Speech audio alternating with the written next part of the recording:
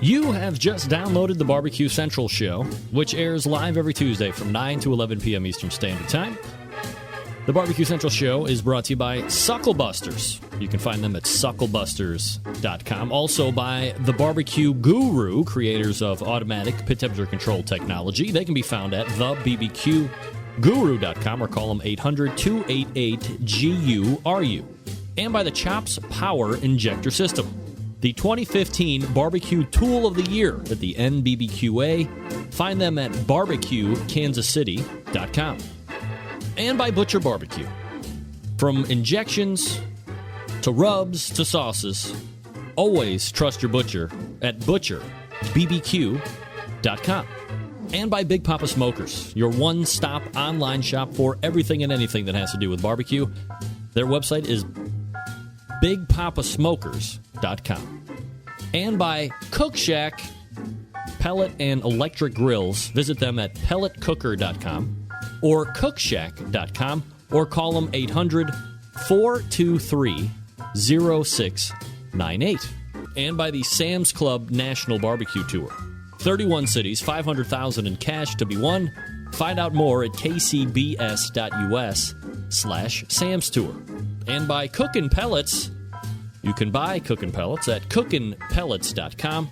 You can also visit amazon.com to purchase as well. And by Green Mountain Grills, some of the best pellet grills on the market today. You can visit them at greenmountaingrills.com. And by iGrill, the Bluetooth grilling thermometer that allows you to monitor temperatures from 150 feet away. Use promo code CENTRAL for 15% off your purchase at iDevicesinc.com. Hi, this is Scott Greenya from Fairfax, Vermont, also known as Scotty the Q, and you're listening to Central Show. So to get that perfect barbecue, you use wood. Are you sure it's safe? Whatever. We put the lighter fluid on, strike the match, and... Oh, should we call the fire department? That might be a good idea.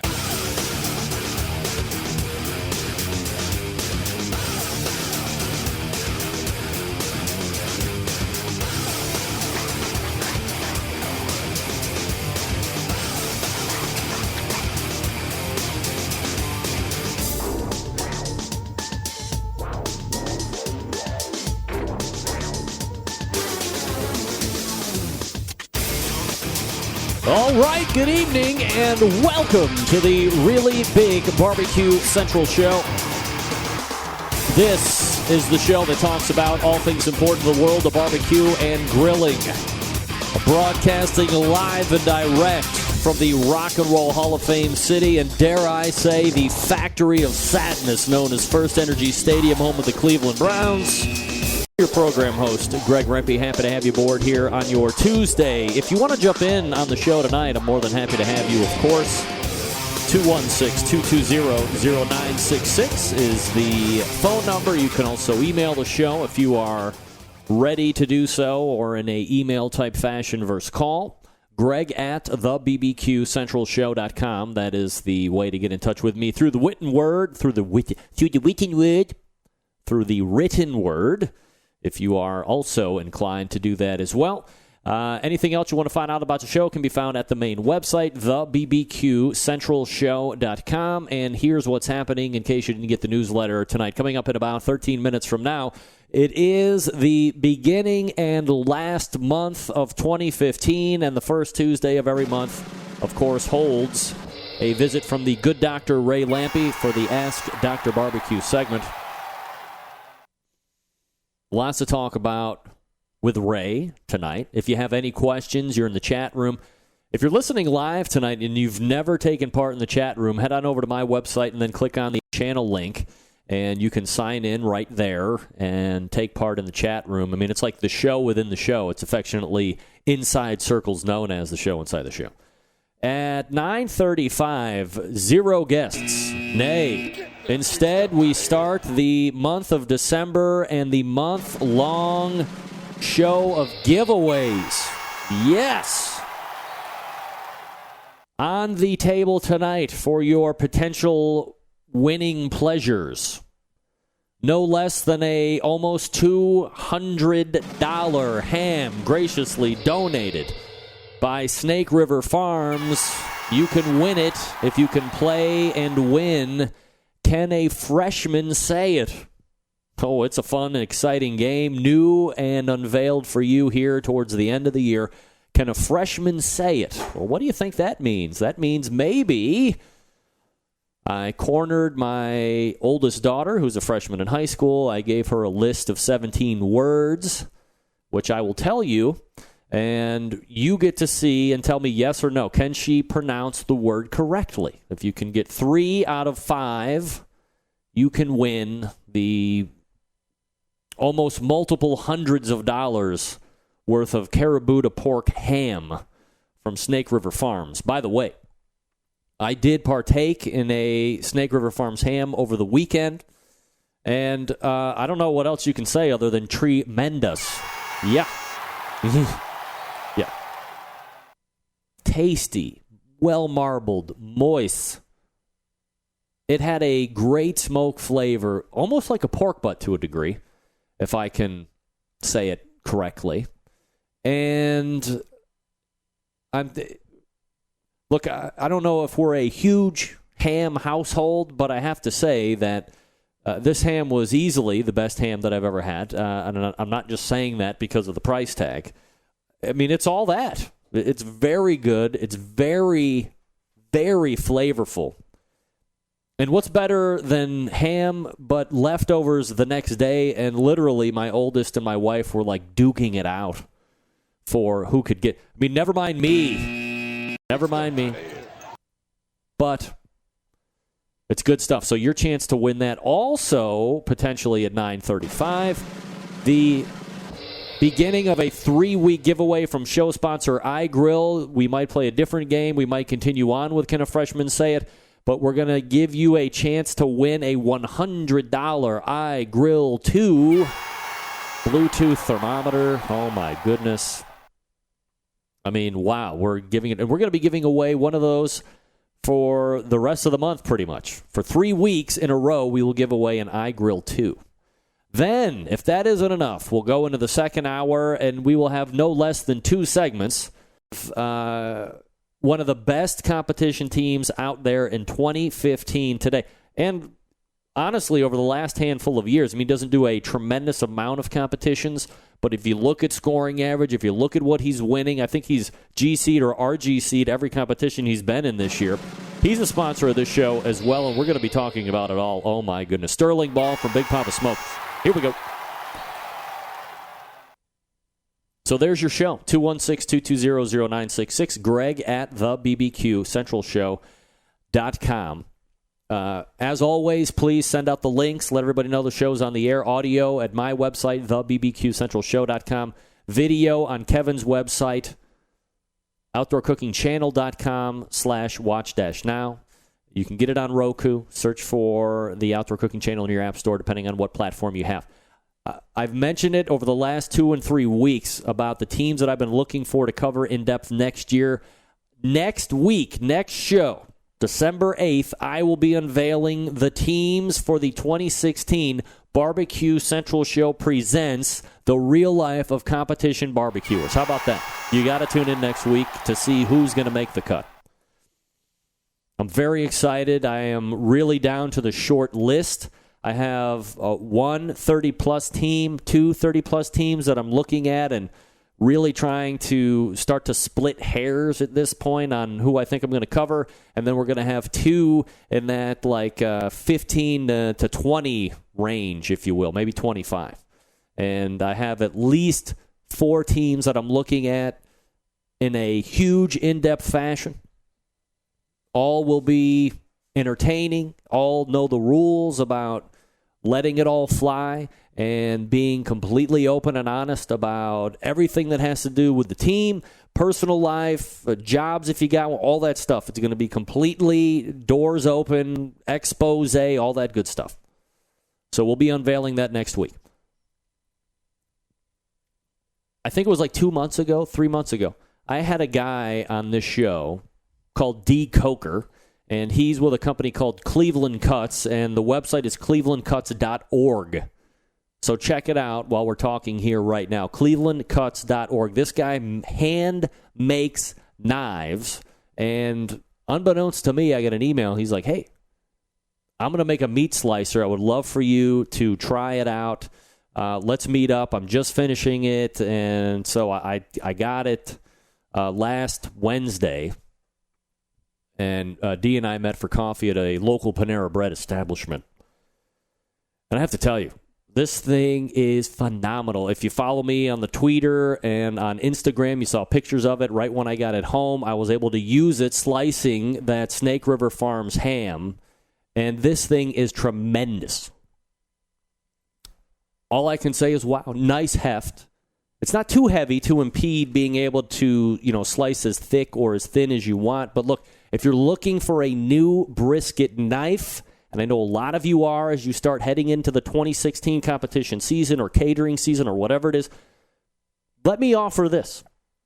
If you're interested in trying out a Cleveland Cuts meat slicer, clevelandcuts.org, I will send you my knife to try out on one or two briskets. The caveat, of course, you got to send it back to me. I will ship it out to you. You can play around with it. You can cut with it. You can see how well it works. And then send it back to me. Who else is going to do that for you? This is my personal knife. I will lend it out if you want to try it. If you're looking for a new slicing knife, again, for the new upcoming season or for a catering job or anything like that, Cleveland Cuts, C-U-T-S, clevelandcuts.org. He makes them all by hand. So this isn't any manufactured or stamped or any of that BS. He can get pretty custom. So these things are going to last forever. A little mineral oil to keep everything in good condition, keep the edge on it, and you're pretty good. So if you're interested in trying it, let me know. I will send it out to you. You can give it a whirl. And if you like it, all I ask is that you go and contact D. Coker and let them know the show sent you, that you use the knife, you like it, and get one, for crying out loud. If you need the knife, get the knife. But make sure you're getting one that is going to last, has great quality. Made by hand, man. Come on. Made by hand. It's great. I'll lend you mine. I'll give you the shirt off. Some people give you shirt off their back. I'll give you the knife out of my drawer. It's a pretty expensive knife, by the way. Central Lights, you need an idea for a great gift for someone special in your life. How about a Cookshack smoker or pellet grill? That will make for a real jolly holiday. Make your love a barbecue genius with their easy-to-use smokers and pellet grills now until December 15th, so 2 weeks from now. Take advantage of this sale when you save 10% off the list price of any Cookshack residential electric smoker, Fast Eddies by Cookshack FEC 100 pellet-fired smoker, or pellet grill models PG 500 and 1000. That's a savings of up to $470. The Smokeette Elite, the Super Smoker Elite, the AmeriQ are the electric smokers in this line. They make it easy to add real wood smoke to your foods. Optional meat probes available on most units. Expensive to operate, super energy efficient. Load a Cookshack electric smoker in the morning before work. Return home to barbecue that is moist, succulent, and delicious. It's that simple. Of course, the Fast Eddies by Cookshack, the PG 1000 and 500 pellet grills feature 4-zone cooking and pellet broiler technology. Use the pellet grill to sear direct up to 800 degrees. Smoke low and slow on the indirect side. Cold smoke, for crying out loud, if you want. And keep food warm in the warming drawer. These versatile units are solidly built of stainless steel with commercial-grade quality and outdoor-rated electrical. The stainless steel workhorse, the FEC 100, is a pellet grill. There's a choice of many competition barbecue chains still. It features the IQ5 controller to smoke, cook, and rest your meats. It is guaranteed to hold enough barbecue for all your friends and family. To order online, just use promo code JOLLY, J-O-L-L-Y, when you check out at Cookshack.com. Or you can call Cookshack directly, 800-423-0698, and tell their friendly team members you want the Jolly deal, and you heard it here on the Barbecue Central show. Again, that's promo code JOLLY.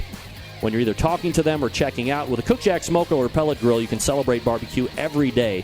Hurry, because this deal ends Tuesday, December 15th, 2 weeks away from today. from all the folks at Cookshack, happy, jolly holidays. Again, the number, 800-423-0698, and mention Jolly, that you heard about it here on the Barbecue Central Show, or when you check out at Cookshack.com, promo code JOLLY, JOLLY. Thanks to the continued support from the good folks over at Cookshack, we are back with our monthly checkup with Ray Lampe, Dr. Barbecue. You are listening and watching the Barbecue Central Show right here on the Barbecue Central Network. Stick around. We'll be right back. Hang on.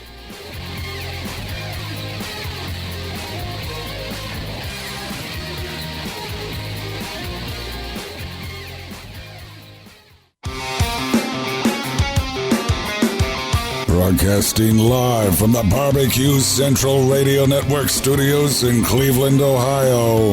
You're listening to the Barbecue Central Radio Show.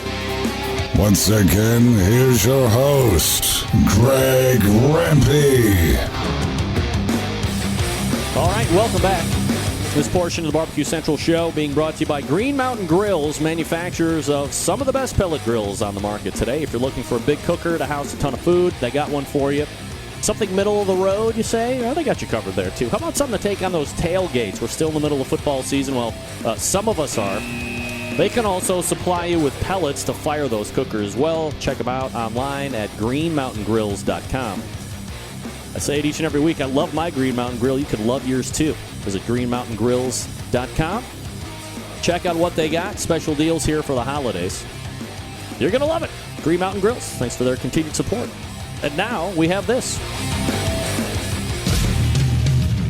If you got questions about barbecue or grilling, maybe as a hobby or even a business, looking to get an expert's point of view, why not ask Dr. Barbecue? You can submit your questions by clicking on the Ask Dr. Barbecue tab on the website. The doctor is in. Here's Ray Lampe with his nurse, Greg Rempe. Dr. Barbecue. And there he is, Ray Lampe, everybody. Ray, how are you, my friend? Good, Greg. Good to hear from you. You as well. Always appreciate you making time each and every month. Ray, you are a man of high society and high fame, recognized. How long? I'm trying to think. Our first interview that we've ever did was like in 2006 or 2007. Flash forward 8 years, and it's actually going to be, I think it was maybe even before that, but in February, I will have started the 8th year of just the live show. Can you believe we've been chatting barbecue like for 8 years on and off almost? No, that's congratulations. Seriously. I mean, that's a heck of an accomplishment. A lot of these kind of things come and go. They go away because, guys, it takes a lot of effort to do it week in and week out. 8 years. Congratulations. Thank you, Ray. And as always, you can find out about Ray at his website, drbbq.com.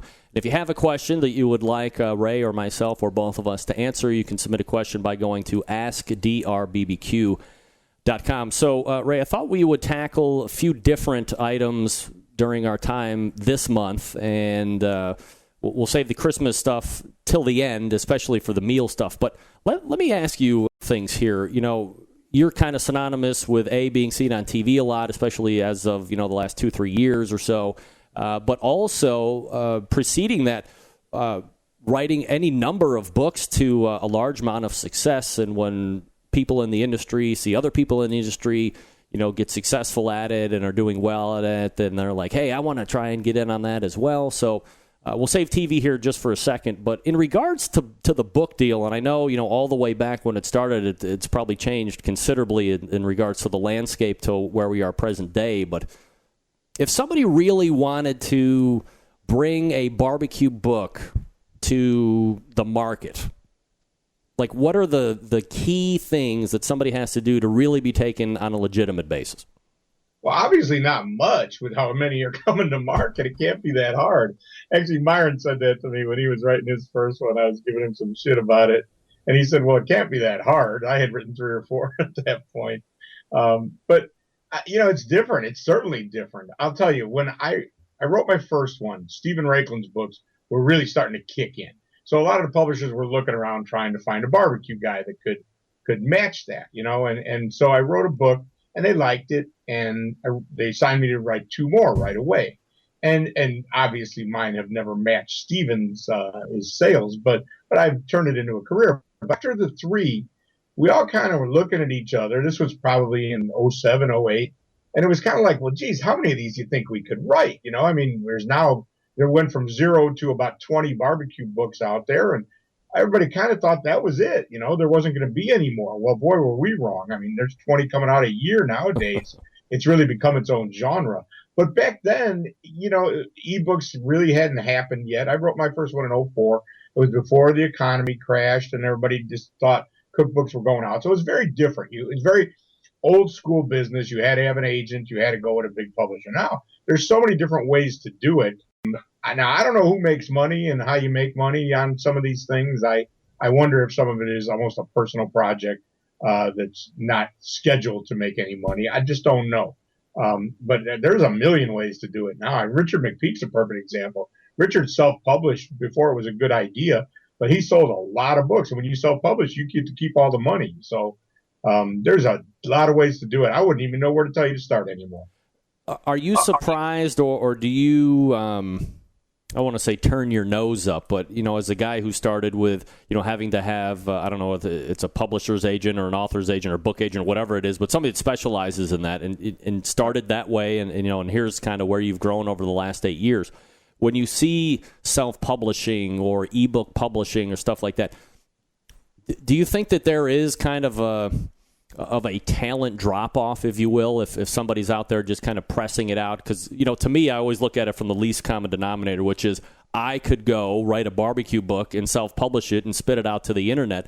But, I mean, how good is it if a Random House or some legitimate publishing house isn't trying to put a deal together with you to bring it to market? Yeah, well, that's what I kind of tell people. Is if you've got an idea and you know how to properly write it up, send it around to a lot of the publishers won't even take your ideas themselves. So you have to send it to an agent who will then the agents sort of weed out all the crap. But if you send it to 20 agents and none of them think it's a good enough idea to take it to a publisher, it's probably not a very good idea. So I guess to me that's the clearinghouse of it. Just because you can publish it, it's kind of like barbecue sauce. Just because you can, when you get it in the bottle with your label on it, that first case, you can't believe what you have. Well, all you did was spend money to create that, and you can spend money and create a really nice cookbook. But are you doing this, like I said, as a sense of pride or a life's accomplishment, something important that needs to be written, or are you trying to make a living at it? And I'm trying to make a living. I'm not against it. It doesn't seem to hurt anything. The segment just continues to grow. I believe those of us with mainstream publishers are probably selling more books because my books are everywhere. They're not just on Amazon. A friend of mine just was in some cutesy little store in San Diego and saw my flavorized book there. So I don't know. I mean, I wouldn't be against it, but I think there's truly successful books are still going through the big publishers. If I'm going to do it, I want to, like with anything, I want to make money at it. I don't think that making money is bad. I don't think profit is a dirty word. It could just be the sales guy in me, but whatever. But if I'm going to do it, I want to make money. And if I look at it from when you started in 2004 to now, my biggest question is there money in it anymore? In 2004, if you were up and coming, you had this great idea. I mean, you could probably get signed to a fairly lucrative advance or whatever they pay. It's probably not the same type of situation now in 2015, right? No, it's not. The standard is the same. The way they do it is they give you an advance against future royalties. So whatever that may be, if it's $5,000 or if it's $50,000, that's your advance. Now, you never have to give that back, but presumably you earn through that with the royalties, and then you start getting more checks. So the bigger advance you get, the less pressure on to actually sell books. So if you have a good agent, every time I've dealt with an agent, they've asked for more money than I would have ever had the balls to have. So I get that money up front. Where some of these deals, they may get a publisher deal, but they don't get much of an advance. Doesn't mean you can't make money on it. It means they're taking a lot less risk on it. So you'll start getting smaller checks sooner. I had this. I was in the KCBS boardroom one day pitching to write the KCBS book, and I suggested that Carolyn, a long time ago, Carolyn and I would split the advance, and they could have any future royalties. And they asked if we thought there would be future royalties. And I said, well, not if we get a big advance. Well, Paul Kirk stood up and said, that's bullshit. I get checks all the time from, future advance, from royalties. Well, that told me Paul didn't get as big advance as I did. Aha, exactly. So there you go. Are you surprised with all of the... I remember, I can't put my finger on exactly the time span, but I swear to God, I thought there was a time with all the technology advancing and all the ebook stuff that print was going to die, that paper books were going to be a thing of the past, and everybody was going to have an e-reader on their shelf instead of the cookbooks. But it's really not the case. I mean, people still want to be able to pull a book off of a shelf when they're in the kitchen or when they're going to go out and cook. So it's really a market that I thought was going to suffer mightily and hasn't become extinct like I thought a lot of people were under the impression it was going to be. Oh, we all thought that. And basically in 2008, when the economy went in the shitter, that's when it looked like, we thought, oh, no, this is it. Because ebooks were really starting to happen then. Kindle was becoming a big deal. And nobody really knew what was going to happen. And the internet, let's be realistic. All the recipes in the world are on the internet now. That's all you have to do is go there. So honestly, the industry was scared stiff, and then nobody was signing anybody to do anything. Everybody was just sitting still. And the deals that were coming then were really light on advances. Because, okay, if you're willing to write the book, we'll take the chance. If it sells, you make money. We all thought that, but it hasn't happened. For me, my books have gotten smaller and prettier. And I think we buy them almost as an impulse buy. We buy them as collectibles. We all like having that cookbook. So cookbook sales, I don't know the numbers of the industry. I'm sure it's down from the heyday, but it's not down near as much as everybody thought it would be. Thank God people still buy books. I think a lot of us that were in the business before are surprised, but we're happy that they do. Ray, being a man's man, are you surprised that Playboy is taking nudes out of their magazines finally? I mean, it's crazy, right? Whoever thought that Playboy, that the old I read it for the articles was really going to be true? Well, I wouldn't buy it anymore. Forget it. But see, kind of the same thing, Greg. There's naked women everywhere on the internet. You don't have to look that far. So maybe that's why. Out of everything that you get charged for on the internet, can you believe that porn is still free? And there's so much porn all over the internet. It's crazy. Who would have thought about it? All right. Speaking of absolutely. Speaking of porn, and hey, you guys from the National Barbecue News Forum, don't report me to Big Green Egg for saying that. No, not me. Absolutely not. So speaking of porn, let's talk about TV for a second. The other hot thing that had transpired over the last 2 or 3 years was all of a sudden you have barbecue competitions coming on TV or barbecue theme and related shows on TV. I mean, you remember what it was like all the way back in the day when John Marcus was really having barbecue pitmasters on, and now it's kind of taken the road that it has. However, now people in our industry feel like, hey, this is my shot. I can get on television and cook against some of the best or whoever they're going to put me up against. So when it comes to audition tapes, I guess from your experience of being on television and perhaps if have you had to do like any auditioning, or just because of the stuff that you had background in, you're kind of seen as a go-to type of guy? Yeah, now I am. I mean, I've done some. I don't know if I ever got hired because of one, though, because they kind of knew who I was. But here's what you got to do. And John Marcus tells people this constantly. Well, I don't know if John's doing it anymore, but I've heard him say this over and over and over.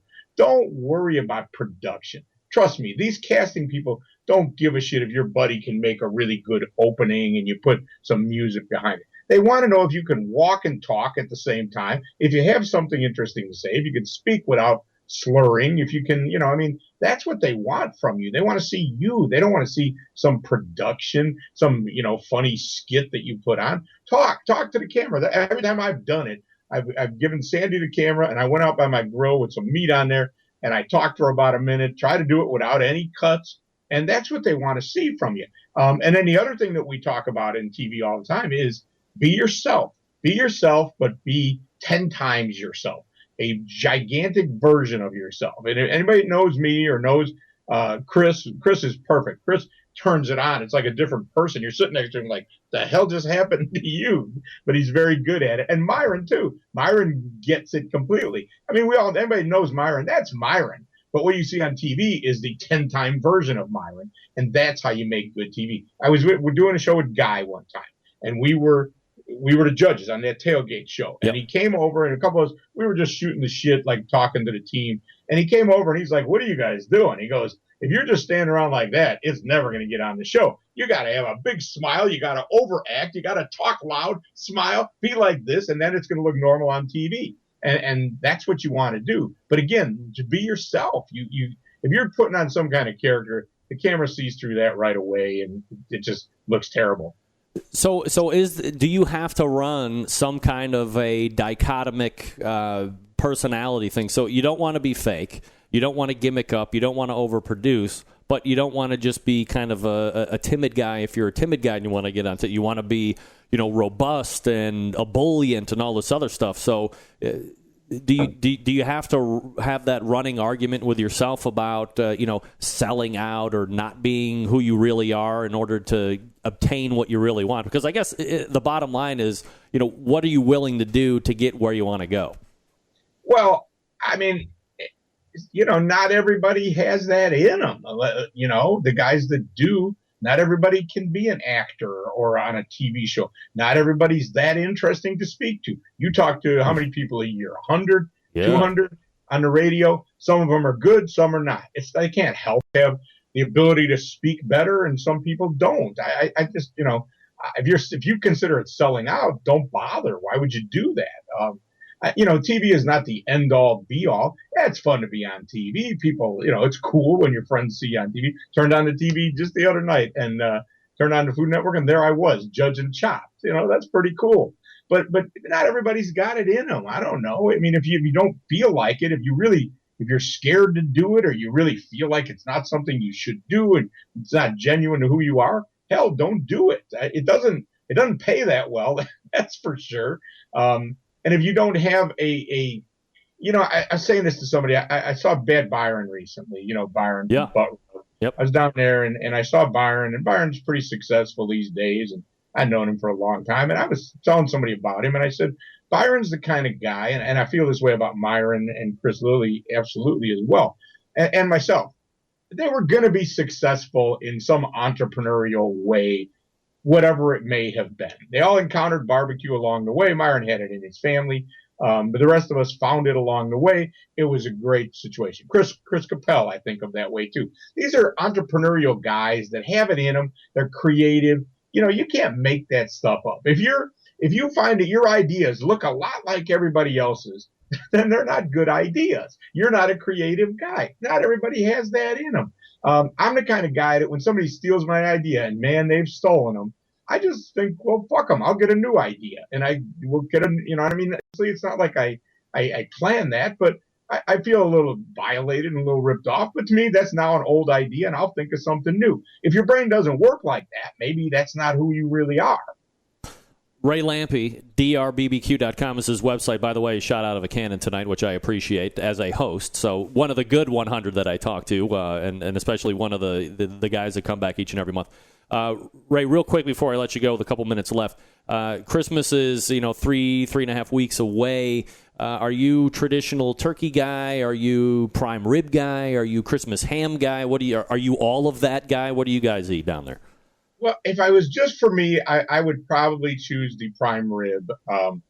But if we have the neighbors come over and the family, and nobody really likes big beef, so I actually already got it. It's in the freezer, one of those rack of porks from Snake River Farms, and it's in there ready to go. I cooked that last year. They like pork roast better than beef roast, but there's nothing wrong with that thing. It's outstanding. That, and I'll probably do a turkey breast too. If they had their way, I'd probably cook barbecued ribs, but I don't want to do that. So it's sort of the compromise. But this pork roast is so damn good, and I'll go buy some bones and make a stock and make a really killer gravy. So we'll have a pork roast, a turkey, and then just all the usual sides. Is it like liquor and beer, or are you a wine guy? And will you pair something with that specifically to bring out the flavors, or what? Nah, we'll have a bottle of wine, I'm sure, but.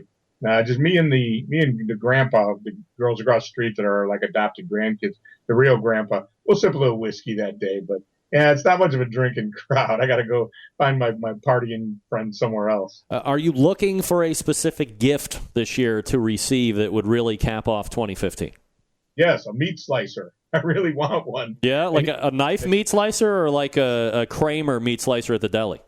Well, that's the problem. There's like the $150 ones, and then there's the $1,000 ones. There's nothing in the middle there, and it's kind of hard. I don't really want the big, the deli one. I had one of those once. It's so heavy, and it just doesn't really work. But the $150 one, and there's like a $300 one, but if you look at the specs on it, it's the same as the $150 one. It's just fancier, and it doesn't really work. I have one of those, and it's okay.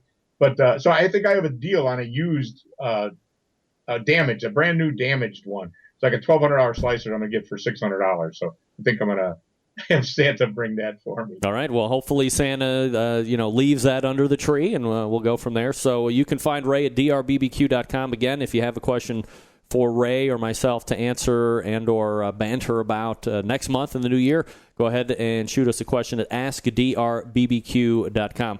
Ray, always appreciate the time. Again, a successful year. I believe another year has gone by with Ask Dr. Barbecue. I can't believe it. January. Yeah, I always appreciate it and appreciate the time that you give to the show, and I look forward to another 2016 with you, my friend. Thanks, Greg. Good talking to you. Take care, man. Yeah, you got it. There he is, Ray Lampe. drbbq.com. drbbq.com. All right, folks, let me talk to you quickly about the Chops Power Injector. Man, talk about a great gift. Chops Power Injector System is going to be a great gift because you have 3 different sizes to choose from. That's right. The number one seller is the half-gallon Chops Power Injector System, designed for competition or to pump up the backyard warrior like me or you. They're easy to use. Clean it, fill it, pump it, and off you go. If you just have one brisket or pork shoulder to do, you don't need to fill it all the way up. No. Just put in what you need, and it will use it all. Believe me. Here's what comes with it. 14-gauge needles, 2 replacement needle adapters, 3 plug screws, a needle protector. It's $100, plus you pay for shipping anywhere. Then you have the 1-gallon Chops Power Injector System, designed for the catering and bigger jobs. It holds double the amount of the half-gallon size. That's why they call it the gallon. Some of them use it in competitions, like when you're cooking MBN whole hog, or maybe you're doing 10 shoulders to get that perfect one. It comes with 14-gauge needles as well, 2 replacement plastic needle adapters, 3 plug screws, and a needle protector. This one's $120, plus you're shipping anywhere. The newest one is the Chops Full Power Injector System. It's electric. It's the commercial and competition Big Daddy. There is not a holding tank. No. This time you have a 3.5-foot pickup tube that you can put in any size container. That's right, from a few ounces to a 55-gallon drum. It was originally designed for Chef Rob at one of the best barbecue restaurants in Kansas City. He said time and time again that with the Chops Full Power Injector System, his briskets are better than ever. It comes with needle adapters, 14-gauge needles, 3-inch 12-gauge needles, 2-inch 11.5-gauge needles, 3 plug screws, and a needle protector, $325, plus you're shipping anywhere. Top pitmasters in the world use Chops Power Injector System A. It makes their barbecue better than the rest because here's the thing. We live in a foodie world, right? Flavor in every bite, it's demanded. This is how you do it and do it fast.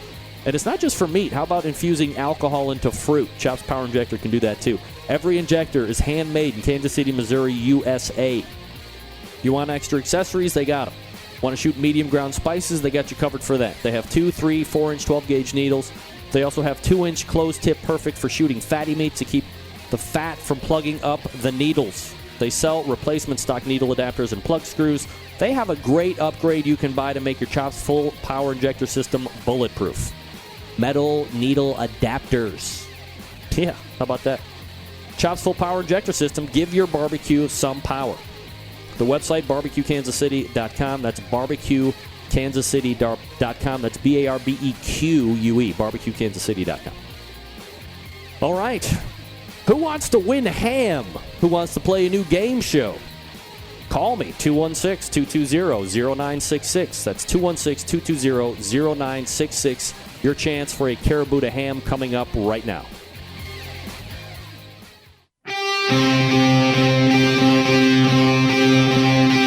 Get in the smoke. Call 877-448-0433 to get on the air. Now, here's your host, Greg Rempe. All right, welcome back. This portion of the Barbecue Central Show is being brought to you by CookinPellets.com. Your number one source for quality wood pellets for all your pellet-driven cookers, not voiding any warranties, so relax. Visit CookinPellets.com for more information or to purchase. You can also visit Amazon.com to purchase as well. Yeah, CookinPellets.com. How about it? All right, let's go to the hotline. Area code 631. Name and where you're calling from. Nick from Long Island. Nick from Long Island. How are you, Nick? How you doing? Fabulous. Thanks for asking. All right, so we're going to play a new game show tonight. Are you ready to play? Sure. All right, let me see. I got a whole thing set up here. So all right. Here we go. That's right. All right, ladies and gentlemen, welcome to Can a Freshman Say It? All right. And basically, this is what happens. I'm going to pull up sound clips that I had daughter a little bit earlier in the weekend, and she is going to either correctly or incorrectly pronounce a word that may or may not be hard to say. All you have to do is get 3 out of 5 to win a hugely expensive Snake River Farms Caribou pork ham, and we have Nick on the line to do it as well. So, all right. Oh, my God, that was so annoying. All right, Nick, and we go to the game show noises, and here. Okay, so do you have any questions about what we're getting ready to do here, Nick?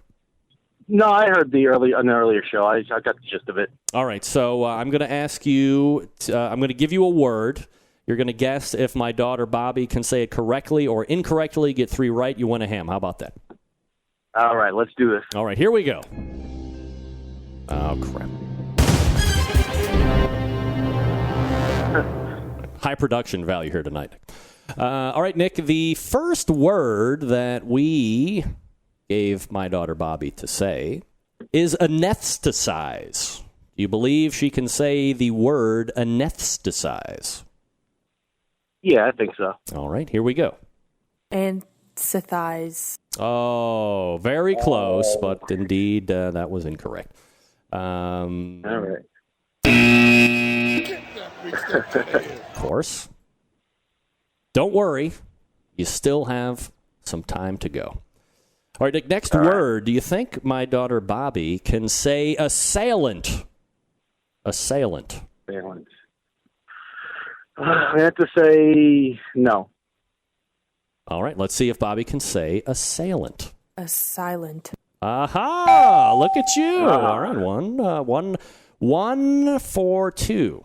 So you have to get 2 of the next 3 right in order to win the ham. All right, ready for the next word, Nick? Let's go. I'm forgetting my game show feature. All right. I have no idea how to control the sound, so I apologize. Do you think my daughter Bobby can say the word colonel, as in Army colonel? Yeah. All right, let's see if Bobby can say the word colonel. Colonial? Oh, no. Get that big stuff out of here. That's tricky, right? I mean, it's not, with a K, and it looks like, well, she said colonial, which I can't believe. But you think, Nick, she lives in a house with a professional order whose vocabulary is vast and expansive. You don't think she's even gotten anything by osmosis, but evidently not. All right, ready for the next one. And you got to get the next 2 right. Otherwise, we're in trouble. All right. Here we go. By the way, we're playing Can a Freshman Say It? That's a 9th grader in high school for those that are just tuning in tonight. It's my daughter, Bobby. Do you think my daughter, Bobby, can say entrepreneur correctly? Yeah. So. Remember, you have to get the next 2 right. Yeah. All right. I got to go with yeah. All right. We will go ahead and lock you in for entrepreneur. Here's what she says. Entrepreneur. Hey, look at this guy. Yeah. It's all coming down to this one. Nick, are you ready for the last question? All right, let's go. I got it. For all the marbles and the ham and all that good stuff, do you think that my daughter Bobby can say mischievous correctly? Mischievous. That's a tough one. Yeah, I got to go with yeah. All right, we'll lock you in for yes. Many people in the chat room are saying no, she's not going to say it right, but that's all right. We've locked you in for all the marbles. Give me mischievous. Mischievous. Oh, no! Oh, get that big stuff out of here. And just like that, Nick is out. See how he went he went to the distance. Can't believe it. All right, so we need another caller for your chance to win the ham.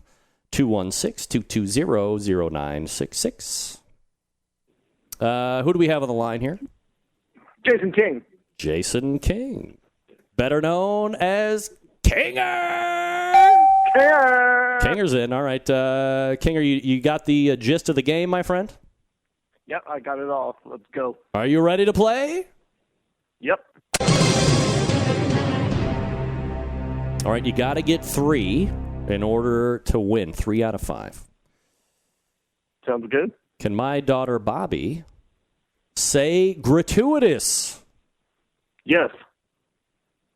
All right, we'll lock you in on gratuitous.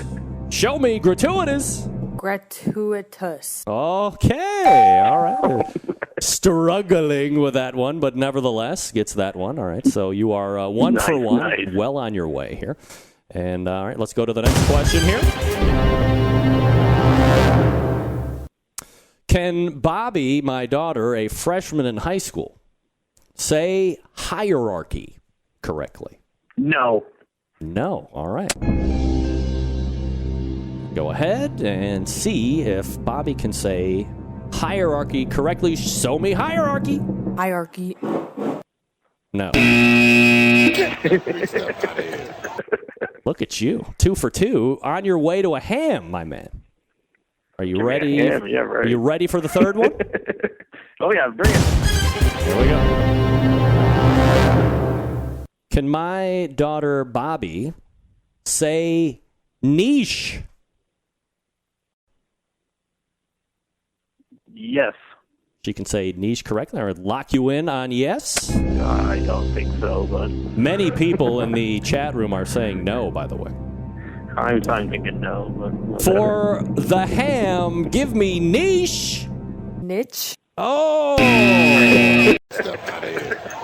I love that you were trying to go like anti-game show idea there, which I appreciate. Trying to give her a chance, Randy. I really appreciate it. All right, let's play again. Question number 4.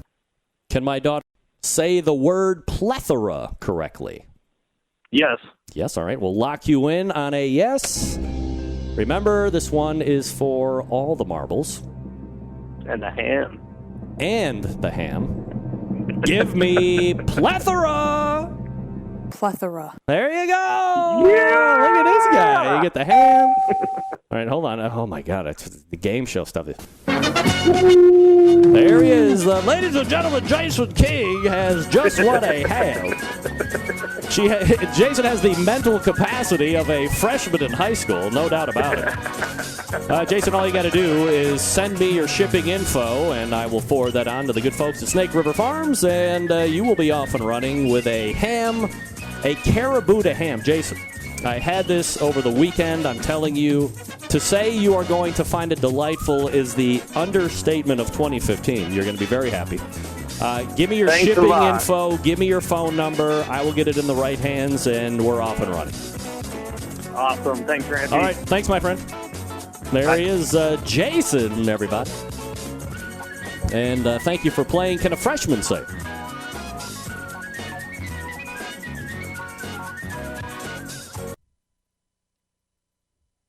Now, let me see here. Do I? We got 4.5 minutes Does anybody want to try and win an iGrill 2? If you want to win the iGrill 2, call in and we'll keep playing. We got questions to go. So come on, call in. We'll play again. It'll be fun and exciting. Game show stuff. All right, just like that. Name and where you're calling from. Matt from Orlando. All right. Matt is in tonight. Matt, we already gave away the ham, but are you interested in trying to win one of 3 iGrill 2s donated by iDevices Inc.? Absolutely. All right. Matt, are you familiar with how the game is being played tonight? Yes. All right. Are you ready to play? Sure. All right. I apologize for the sound levels. I'm only one man here, for crying out loud. Give me a break. Okay, let's go to the page, and here we go. You got to get 3 right in order to win the iGrill 2. Multiple probes, by the way. I don't know if you're familiar with the iGrill or not, but this is a $100 gift I'm getting ready to potentially give you if you're smarter than a freshman in high school. Can my daughter Bobby say remuneration properly? Remuneration. No. No. All right, let's go ahead and lock you in on no. Bobby, can you say remuneration correctly? Remuneration. Oh, my. Get that big stuff out of here. Very good. She absolutely cannot say remuneration properly. But that's all right. All right, so we will go to the next question. Are you ready for the next question? Yes, sir. All right. The next word that my daughter Bobby will try and say for you is serendipity. Remember, she's reading these words and is trying to say them properly. You think she's going to say serendipity properly? No. All right, you've been locked in. A lot of no's and 1 yes here.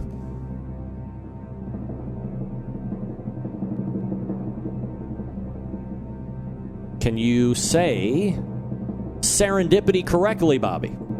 Serendipity. Oh, she got you. Wow, look at that. Kid's coming out of left field with that. Let's go to the next one. The next one, Matt, is sycophant. Do you think Bobby is reading paper and is able to properly pronounce sycophant? No. No, all right. Lock you in on no. Let's hear Bobby say sycophant.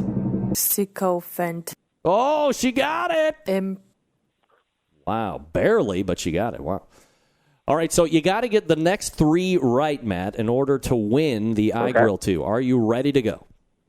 Absolutely. Can my daughter Bobby pronounce ubiquitous correctly? Ubiquitous. Yes. All right, we'll lock you in on ubiquitous. She's got to get this right in order for you to move on. Give me ubiquitous.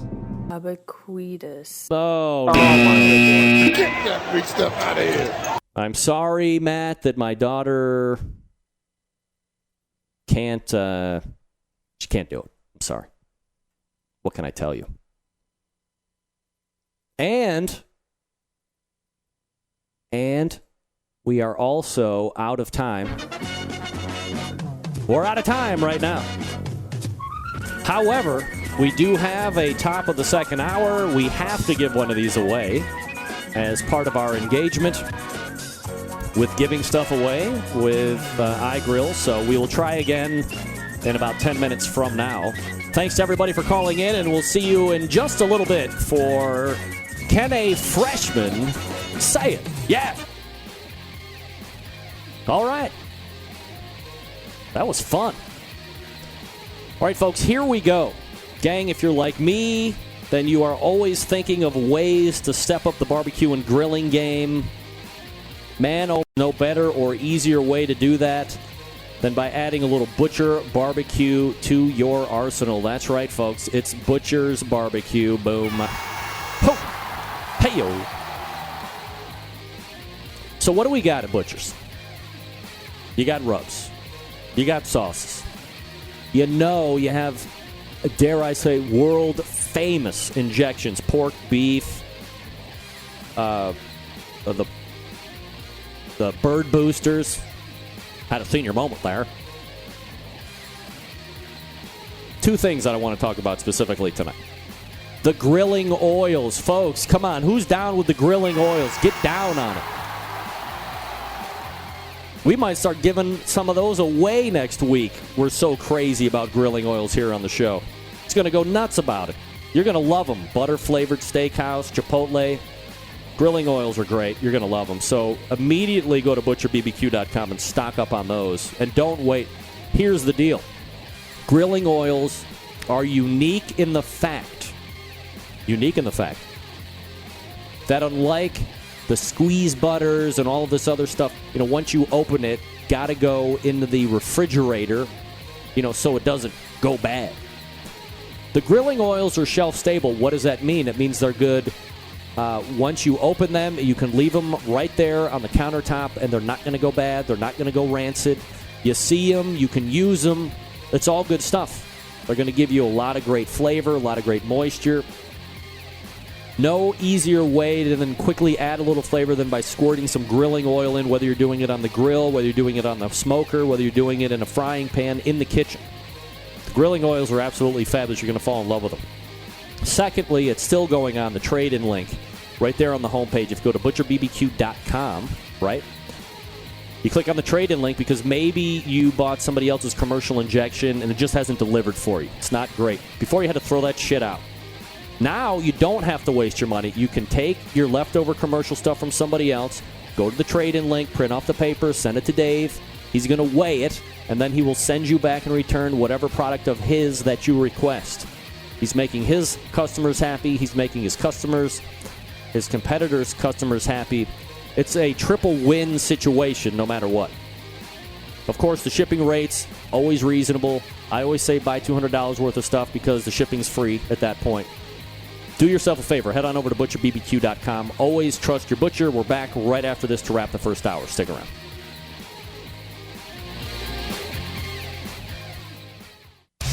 Big name interviews, advice on cooking brisket and ribs, and the only host willing to share his honest opinion on all things important in the world of barbecue. It's the Barbecue Central Show.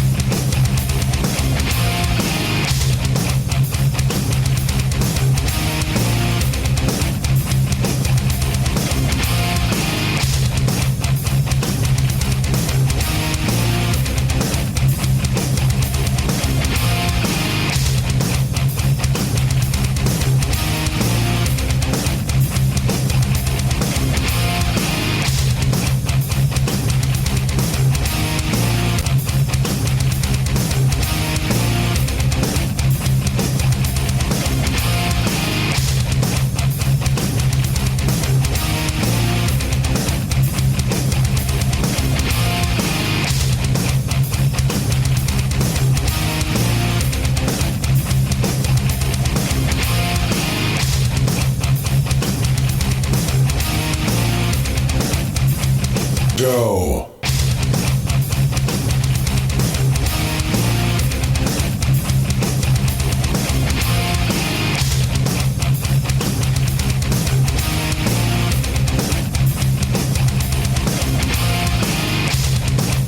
All right, welcome back. Apologize. A little bit longer. Coming back. I'm just waiting for a little bit of confirmation here. I believe on the ham, we're going to have an issue. And peace and love to Jason King. But I believe we're running into a Canadian situation. I'm going to confirm that hopefully over the break here. But we might be having another round of Can a Freshman Say It for the ham and an iGrill 2 coming up at the top of next segment. We'll see. I'll get confirmation on that. But again, I say this with peace and love. I can only do what I can do, right? I say this with peace and love. Oh, wait. Okay. Disregard everything I've said. As any good Canadian knows how to do, usurp USA. That's right. Good job for you, Jason. Now you're going to be happy again. I took it away. I'm giving it right back to you. What a dick. Good for you being a crafty Canadian that you are. All right, we are going to be giving away the iGrill 2 and only the iGrill 2. Hams for everybody, ladies and gentlemen. Hams for... No, I'm just kidding. After Anella wakes up from having just passed out. Yeah, all right. Thanks to Ray Lampe for joining me in the first interview slot at 9:14. Here we go. Let's get ready to win an iGrill 2 if you are down, interested, and or otherwise. By the way, I've been getting emails saying that this side of my face looks like that it's, fading away. Believe me, I know. I got a little too aggressive with the green paint in the studio.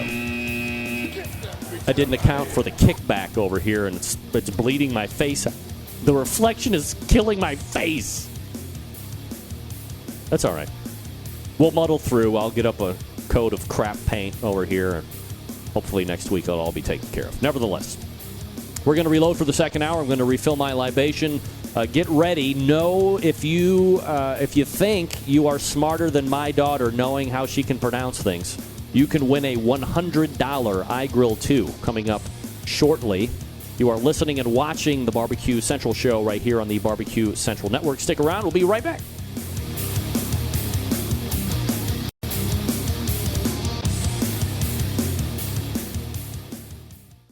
This is Chris Payne from Euclid, Ohio, and you are listening to Barbecue Central.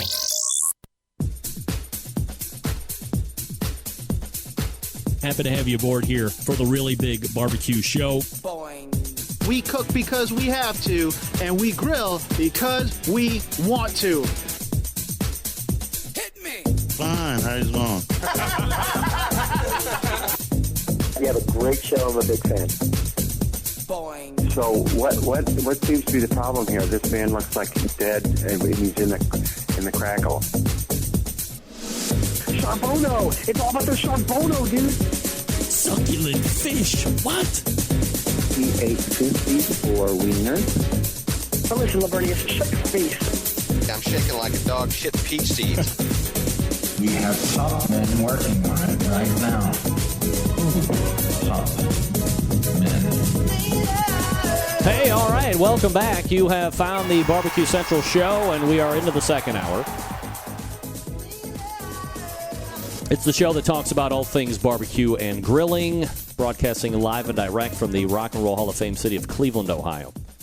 Thanks again to Snake River Farm, snakeriverfarms.com, for giving away. I don't know what the retail price on it is specifically because I know it has to do with weight, but I mean, it's got to be $150 at a minimum. And that probably doesn't even include shipping. So, I mean, a huge giveaway by Anella Kelso and the great folks over at Snake River Farms. Thank you so much for doing that. That was very much fun, I hope. Plus, nothing like a little drama at the end trying to ace out the good old Canadians. But we'll let them have ham. I mean, they have Canadian ham for crying out loud. What the hell?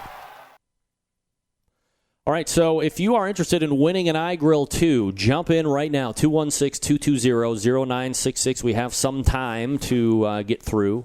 216-220-0966. And you can try your hand at winning an iGrill 2. If you've already won something tonight, then you are not allowed. Get that free stuff out of here. You're not allowed. However, if you haven't won and you feel like a really cool over $100 retail iGrill 2 Bluetooth thermometer. And we're giving away one this week, one next week, the one the week after that, believe it or not. So super fun. Anyway, we go to the hotline and ask who we are talking to from area code 408. It's James. James? From Walnut Creek. All right. James, how are you? I'm doing great. James, you know how to play the game, my friend? Have you been listening? I've been listening. All right. So let's go ahead and just get right to it. Here we go. The name of the game is Can a Freshman Say It? I'm going to ask you words that my daughter Bobby has said, either correctly or incorrectly. You're going to tell me if she can say the word properly. You get 3 out of 5 right. You win an iGrill 2 valued over $100. So here we go. All right. The first word is... Uh-oh. Oh. Have you been listening all the way through? Up till now. Up to now, like you listened to the ham part of it? Yeah, I caught that part. Okay. Well, I have, okay, so it's going to come down to one shot because, believe it or not, of course, I have run out of words. 'Cause I'm a complete idiot. So, nevertheless, here it's all or nothing. Oh, boy. All right. James. Well, let's see. It can go... How many do I got? Well, I have one. Okay, I have one word. For all the marbles, James, and a over $100 iGrill 2 Bluetooth thermometer with multiple probes that can be used inside or outside. Can my daughter Bobby say Worcestershire? No way. No way, says James. Remember, James, she lives in a barbecue household. We have you locked in. Give me Worcestershire. Worcestershire. Whoa, look at that. That kid's coming through. Wow, see, I told you. All right. James, sorry, pal. You don't win. Look at all you know. See, I mean, you don't know. She can't say sycophant, but she can say Worcestershire. Wow. Craziness. I think I'm all out of words. Is that right? All right, so let's go. I mean, I still got to give one away. So before we get to our second hour guest, next one to call in. Actually, no. Here we go. We're going to the emails. Thank you for playing. Now I have to get like 25 new words for next week. All right, we're going to go to the emails. Don't send anything yet. Don't send anything yet. No, don't send anything yet. First one in with an email. And the subject line, Butcher BBQ wins an iGrill 2. Butcher BBQ wins an iGrill 2. Let's see who comes in first. Refreshing. I'm refreshing. Still refreshing. Chris Kelly wins. Chris Kelly, congratulations. You win the iGrill 2. Dave Bosky can spell Butcher Barbecue. Very good. Phew. Chris, go ahead and send me your shipping info. I'm actually sending it out to you directly. They sent me 3 of them to my house, and I will get that out to you tomorrow morning. And, wow, look at them all come in. Wow, Chris Kelly is in seconds before everybody else. And believe me, there is now a doozy of people coming in. So Chris Kelly has won. Congratulations to Chris. Send me your shipping info, and you are a winner. Still to come tonight, in about 10 minutes from now, Sterling Ball from Big Poppa Smokers. We're going to be talking a lot of competition stuff here. So if you're down with that, if you want to hear about change, if you don't want to hear about change, whatever, suggestions, his season, what it takes to be a successful cooker, regardless of amount of competitions. It's going to be one you're going to want to stay around for. We're probably going to hold them over for a couple segments. So Sterling Ball from Big Poppa Smokers coming up. No weekly barbecue roundup. I don't know if anybody saw this or not. The headline is, Sister Attempts to Stab Brother Over Ribs. This is taking place in Austin, Texas, of course. Austin police responded to a disturbance call between siblings September 27th at 6:50 p.m. when a woman tried to stab her brother with a butcher knife, according to an affidavit. 61-year-old Ethel Jean Banks lives with her brother on the 100 block of Hergott's Lane. Police arrived at their residence after the brother called police from a neighbor's house stating that his sister attempted to stab him with a 10-inch butcher knife for eating her ribs.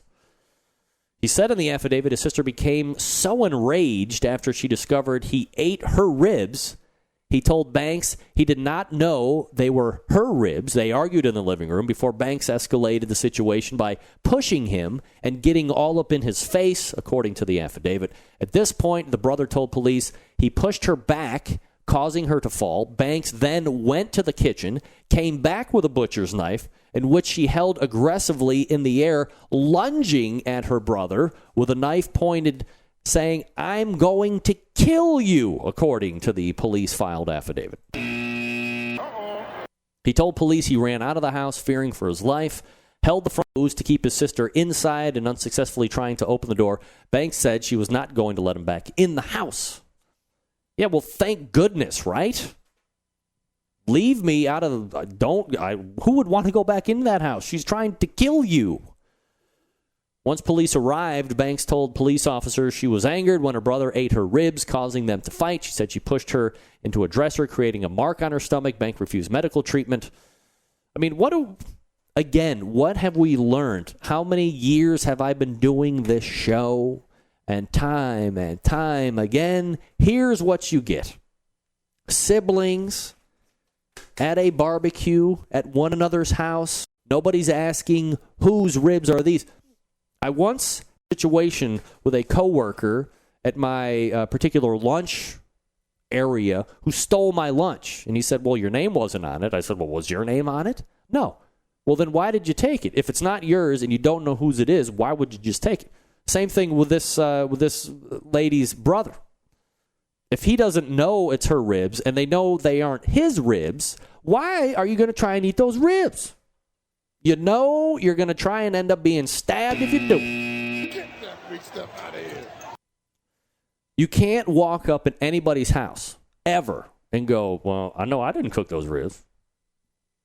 Whose ribs are those? I don't know. I'm just going to eat them. And not expect something bad to happen. Folks, this is the barbecue community we are talking about. You ever heard don't ever touch another man's fries and things of this nature? Of course you have. Don't ever go around trying to just eat somebody else's ribs, man. You could wind up getting stabbed. If this woman was really handy with the steel, it was going to be end time for that guy. She would have been cutting out his own ribs. That's right, Steve Ray. She hit him with a fillet of fish. I don't even think that's fish. As much as the McRib isn't rib, I don't know if fillet of fish is even fish. I'll tell you what is great. Suckle Busters. That's great. Award-winning barbecue rub sauces, chili kits, and Texas gunpowder. Preferred by competition barbecue cooks. Texas-based, 100% made in the USA. Products have won hundreds and hundreds of industry awards. New from Suckle Busters, the Honey Barbecue Glaze and Finishing Sauce, based on Suckle Busters' award-winning Honey Barbecue Sauce. It's a thin barbecue glaze and finishing sauce made especially for competition ribs and chicken. Super sweet. Not spicy, but it is super red. They use a special American paprika for the bright red color. Brush it on the last 5 to 10 minutes of cooking. Here's what it's going to leave. A nice glossy red sheen on the meat, but it's also going to add an extra layer of sweet flavor. Take your competition barbecue ribs and chicken to a whole nother level. Available at local barbecue stores or online at sucklebusters.com. You can email sales at sucklebusters.com for large orders. You can call Dan at 972-393-9509. You can go to the website, sucklebusters.com. And right now, you can win a free bottle of honey barbecue glaze and finishing sauce. If you email me, sister knife, in the subject line of an email that you sent to me, sister knife, and you can win a free bottle of Suckle Busters. Award-winning honey barbecue glaze and finishing sauce. Again, it's super red because of that special American paprika. SuckleBusters.com is the website, 972-393-9509. Sales at SuckleBusters.com. Amy Overbay wins. Amy. Good for you. From Team Meat Coma. What? Team Meat Coma? I love that name. Hey, Team Meat Coma, wake up and send me your shipping information. Congratulations on the win. And I'll get that down to Dan Arnold from Suckle Busters. He'll get you hooked up. Team Meat Coma wins that one. Amy Overbay. Or Overby, whatever. Ball for Big Poppa Smokers is up next. Tell all your friends and neighbors. Get out your pens and pencils. We're going to be talking stuff. Jump in. Give us your take. Here we go. Stick around. We'll be right back.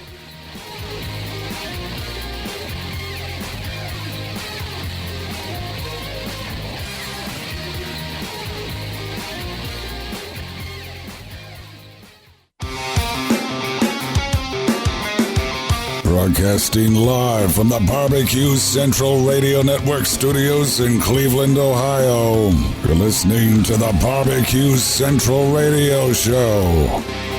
Once again, here's your host, Greg Rempe.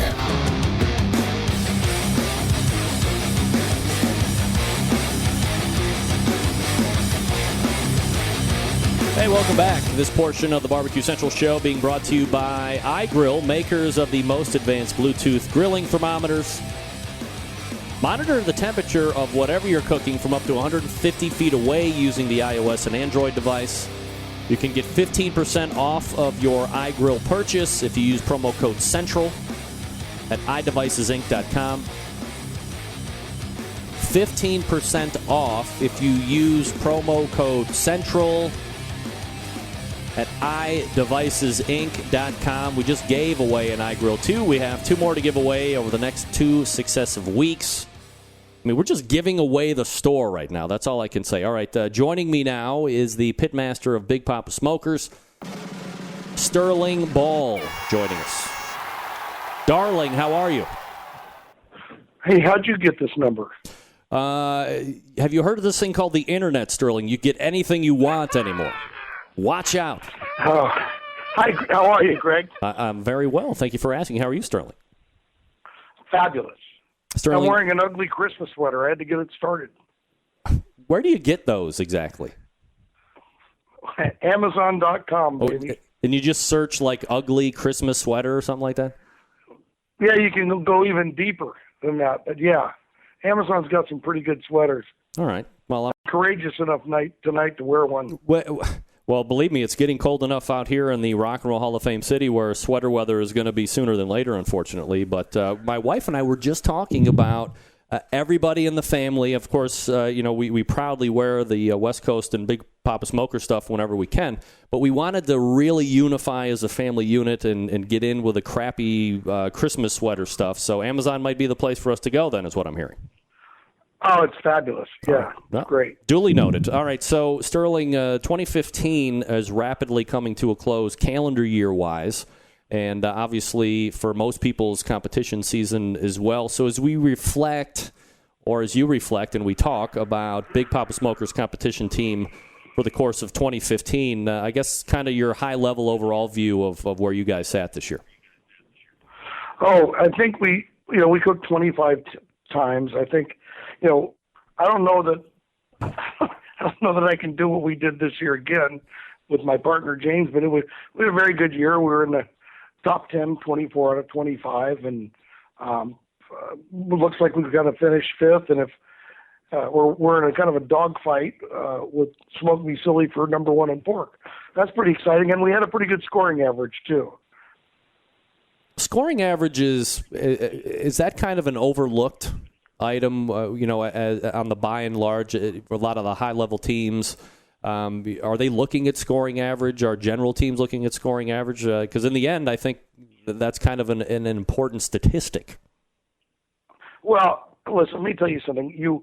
When you can't or don't cook 37, and that's not saying that I could cook 37, and if I did cook 37, that I'd be there. But you look for how you did, and you try and see the yardstick. And the problem is it's also based on the geographic scoring averages, where certain areas like the South are pretty a lot of 180s, a lot of 700s. California this year was.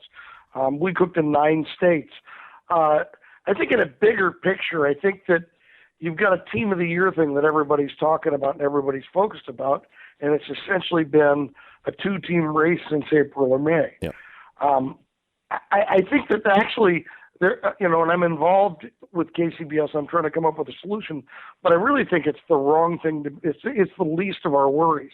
But to answer your question, I mean, I look at other sports. I look at the PGA Tour as the Varden Trophy, which acknowledges the lowest score. I think that with the cost of competing and stuff, I do believe that people look for barometers, and I think if at the award you could come up with more awards that represented excellence at different cooking levels and different contests or different regions, I think you might have more people participating. But like I said, I mean, that's looking at the fine end of the funnel, and to me the bigger problem is 2015 had 746 fewer teams cooking in it than 2014. Sterling Ball joining us here on the show, Big Poppa Smokers pitmaster, creator of King of the Smokers competition, also the guinea pig, which we'll talk about here tonight as well. Let me backtrack just for a second. We talk about team of the year, and there's been. Did you ask me how my scoring average was? Well, yes, and then you just glossed right over the top of it. Do you know what it was, Greg? 693. Very close, yeah, 692 point something. Come on, you know me, I always round up. I hit a lot of angel tables. Oh, see here. Well, now you're gonna make me diverge off of Divergent. Let me stop myself before I go crazy here. You're the boss. Remember that? I know, but I already had another question. Then you just said angel table, so that's going to spin me in a whole different direction. But let me ask you, when we talk about team of the year, and there has been, especially over the last couple years, let's say it's a dogfight between Travis and David this year, American Dream and Clark Crew. Last year, Donnie Bray kind of wins it outright. The year before that, he was in a fight with Tim Grant from True Bud. So, and then there was the legendary fight between Steve Farron and Darren Worth and Rod Gray, back a handful of years ago as well. But in the end, as you say, I mean, what do you have? How many thousands of teams are out there competing right now under KCBS? Well, there was 6,000 that competed. There were 2,289 members who competed. All right. Okay. And, I don't know that in 2009 those guys cooked 37 times. And a couple of years ago, I think one of the teams cooked 42 times. I mean, the season is crazy long. Super long. It started in January in Denver, and the last contest that counts this weekend, and December. I mean, it's a year-long deal. So if you have that many thousands of teams that are competing to whatever degree, but in the end we're talking about 2 teams, and maybe on a lucky year, maybe 3 teams vying for a team of the year.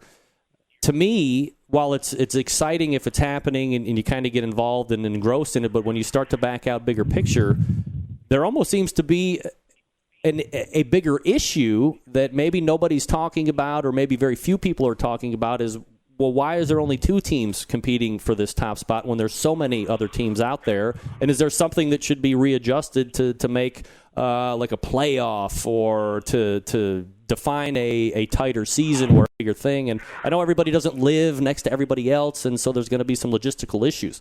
But if you look at it like that, I mean, it's great when we're in it, but if you look back, there seems to be a kind of something's missing there that might want to be fixed. Well, first of all, anytime you talk about something like this, and especially at the end of the season, you don't want to be disrespectful to people who really busted their ass cooking. Of course. Okay? Absolutely. I mean, I mean, it's those guys and gals put on Chris and Dave and Travis put on a crazy fight. Right. There was a change made last year from bonus points from 50 to 35, and it bothered me because it wasn't discussed. And it was supposed to help balance the country, but it was also supposed to help some of the smaller contests. And then just recently, the board decided to lower the maximum bonus points to 25 points, and they of course didn't talk to many cooks, and there was some outrage, and they rescinded it. Sterling, let me interrupt.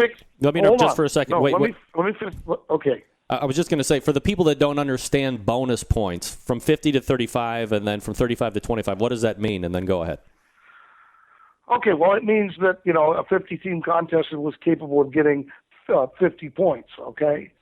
Or a 300-point contest, it got dropped down to 285. A 50-team or 100-team contest was the same as a 35-team contest. And it did a couple things.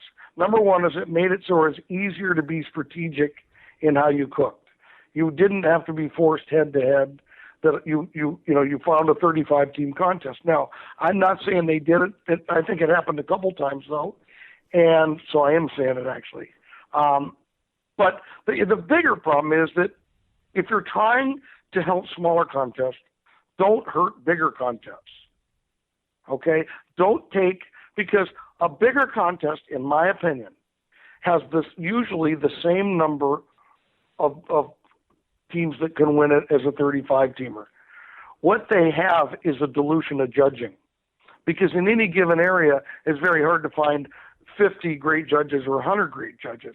So it's more of a crapshoot, and if you do win, you probably should get something. But the thing really missing, in my opinion, is when they're figuring out what a contest is worth, they're not factoring in team strength. And it's very easy because with the data out there, every team's got a scoring average, and it can be adjusted for their geographic region. And I think you have to add the average scoring, the average score factor, and the number of teams, and then give your team strength. You might have a 25-team contest that's 25 people who've won a GC. Okay, that should be a max point contest. You might have a contest with 50 teams that has 3 cooks. That may not be a max point. So I think that you need to add. You need to use data in assigning team strength, and you need to use data as far as judging too. Is using the data pressing too much work onto KCBS or the promoters or whoever creating these contests, adding additional hurdles that people are going to have to somehow overcome to put on a contest or to keep one going? Well, if we were still using number 2 pencils and abacuses, then I'd say yes. But it's simply a computer program. You load the teams. It's just like golf. With golf, you have an index. Okay. You have a GEN number which identifies you. We have a KCBS number. You enter your KCBS number. It gives your most 3 months recent average. And right away you know that you've got, and let me tell you something. I think I'm all over the map, but I'm really not. One of the first things that you've got to do is you've got to make it so people are members to cook, because you have to be a member to judge. And the only way you can get on the board is being a member. So you have 2,239 cooks out there out of 6,000, then the board always ends up with more reps and judges than cooks. So you got to fix that. But one of the things, it's a very easy software program. When you enter it, it's just like entering a round of golf. You enter your number, you enter the contest, and then they're able to determine based on the number of teams and the relative strength of the teams, they're able to assign a value to that. Now, what that also does is when you come down the stretch, it forces the good teams to cook in the higher point contests and cook against each other more head-to-head. Are there going to be people that have hurt feelings to say, hey, if our specific contest doesn't have as many seasoned or good scoring average teams show up, we shouldn't be penalized because everybody's drawing the same amount of teams, but because this contest is technically ranked harder or more competitive than ours, there shouldn't be any difference in amount of bonus points given. Well, one of the things is a great contest has usually got a great promoter. It's got a great charity. It's got great community support. It has great power. It has great water. It has great trash. It has a great prize pool, great prize distribution, and fun trophies, and maybe extra things like fun little breakfast and lunch and dinner. So there's a lot of things that go into making a great contest. I think I want to go back to when I said you don't necessarily help small contests by penalizing big ones, because the good teams are going to stay away if you don't get extra points cooking 100-team contest, you're not going to go to a 100-team contest because it's harder. And like I said, it's harder, I think, more because of the dilution in judging with 100 judges. I mean, they've got a huge contest in Quartzsite coming up. I don't know how many teams they're going to be, but that's going to be very interesting watching the judging. Is there always going to be an issue with the judging, though? No matter how you can structure it fairly for the teams, is there something that can be done? I did a short called Shut Up and Cook, SUAC, because, there's issues in judging. There's very serious issues in judging. You see a table that has a 28 average and people immediately say that's a table of death, but you don't know whose food they tasted. Until you know whose food they tasted, which goes back to that index number, then you can't truly tell. The biggest problem to me, which most people will disagree with me, is probably over-judging. And so if you do have a table of death and you have a severe angel table, the gap is very hard to beat. But, it goes back to, I'm talking about what I said at the beginning. We're all micro-focusing on the very top. And the real thing is we've got to figure out how to have more people cook, not fewer. So here's the thing that you mentioned and that I wrote down. You said that there was let's call it an attrition of 746 teams, which means that last year that many more teams cooked in 2014 than cooked here in the calendar year of 2015. So you're a businessman, I'm a businessman. We know if you continue to have attrition year after year after year, eventually you go out of business or the organization shuts down, what have you. But it's nothing good is coming out of attrition, right? So, okay, but Greg, why is it attrition? Number one, Tipmasters was such a great thing for us in compete. Is that not having the same effect it did? Okay, I believe the two biggest problems to barbecue are cost and prize distribution. I think the third biggest, or let's not rate them 1, 2, 3. I think that the perception of judging, and I do think there is a problem in judging, but there's no continuing education programs on a national level for judges. There's very little content available through KCBS, but there's a ton of content available on YouTube to teach these cooks how to do it. And, when I started, most people had 10 by 10s or 10 by 20s, and there really weren't trailers, and that was just 5 years ago.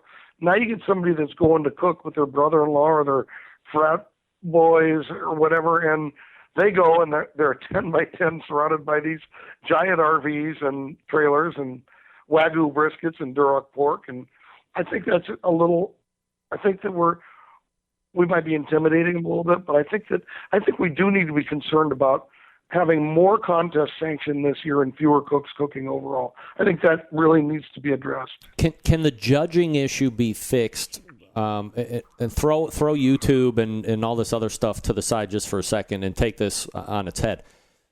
Could we take a page out of an IBCA or some other organization that doesn't have the same type of quote-unquote training that the KCBS gives and have people just taste the food and they go, yeah, I like this one and here's the score, or I don't like this one and here's the score, and not have it under the guideline of how a certified barbecue judge is supposed to judge. And then you've kind of eliminated that.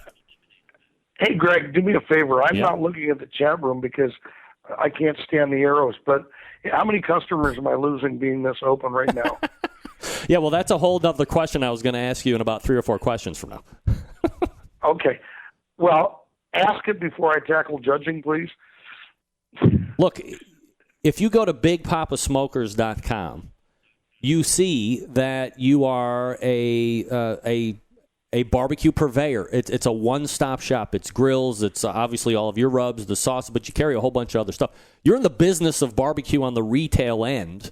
So when you are talking like this, again, I'm a business guy too. You could easily sit back and not say dick and not have to worry about, is somebody not going to visit my site now? So, like, why be so open, I guess? Because honestly, I really have a legitimate passion for the art of braising barbecue. It's really braising. I love the people I've met. I love the thing I care, and I think that I want to make sure that everybody knows I'm expressing what I believe is constructive and constructive comments, and I also believe that I've studied it.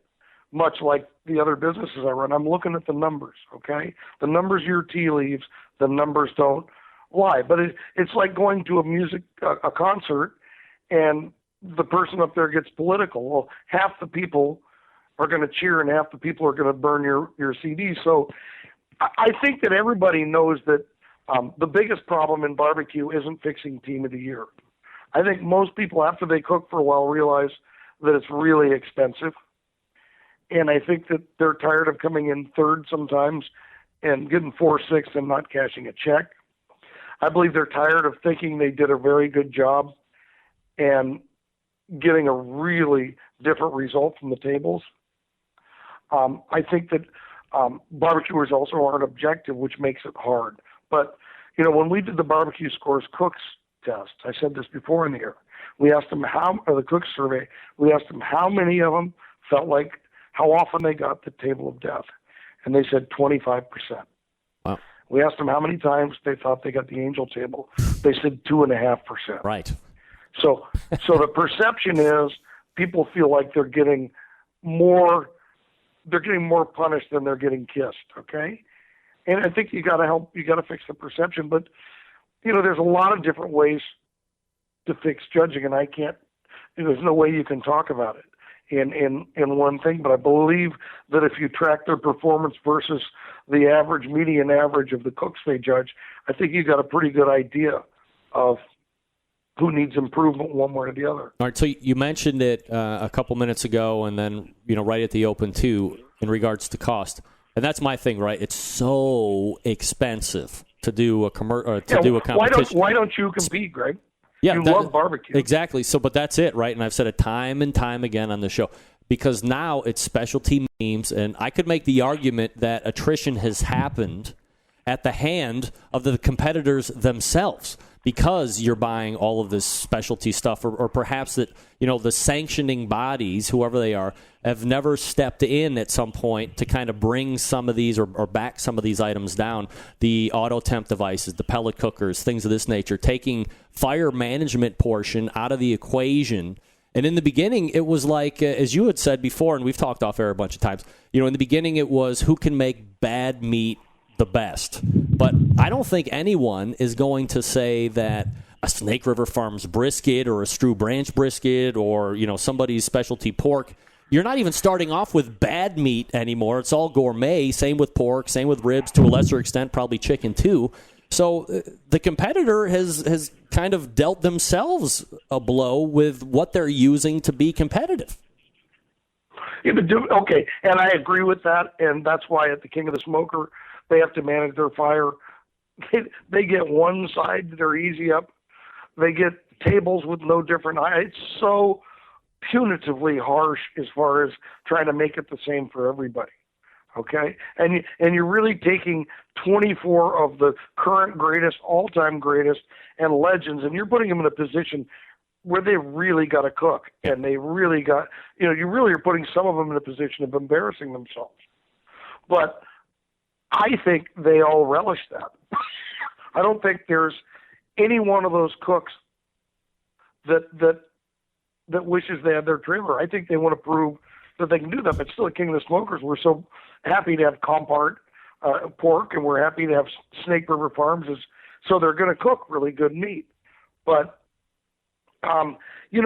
baseball controls the ball, If there's too many home runs, it's back down. If there's not many, they juice it. Yep. I go back to golf again. They never controlled the ball. It's out of control, the distance these guys are hitting. But one of the things is you want the sport and the art, and I think it's more of an art than a sport, okay, to progress. Yeah. Okay?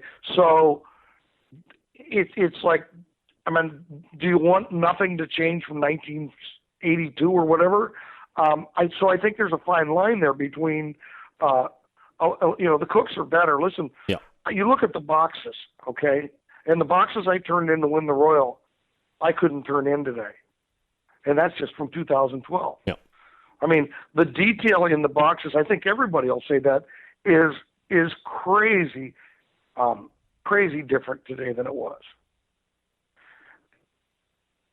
So, I mean, I think the flavor profiles are very, very, very complex and actually kind of delicate, unless you're really trying to blow their face off. But, I mean, I think that there's a lot of there's great things happening in barbecue. It just, as it gets more specialized, it may not be for everybody.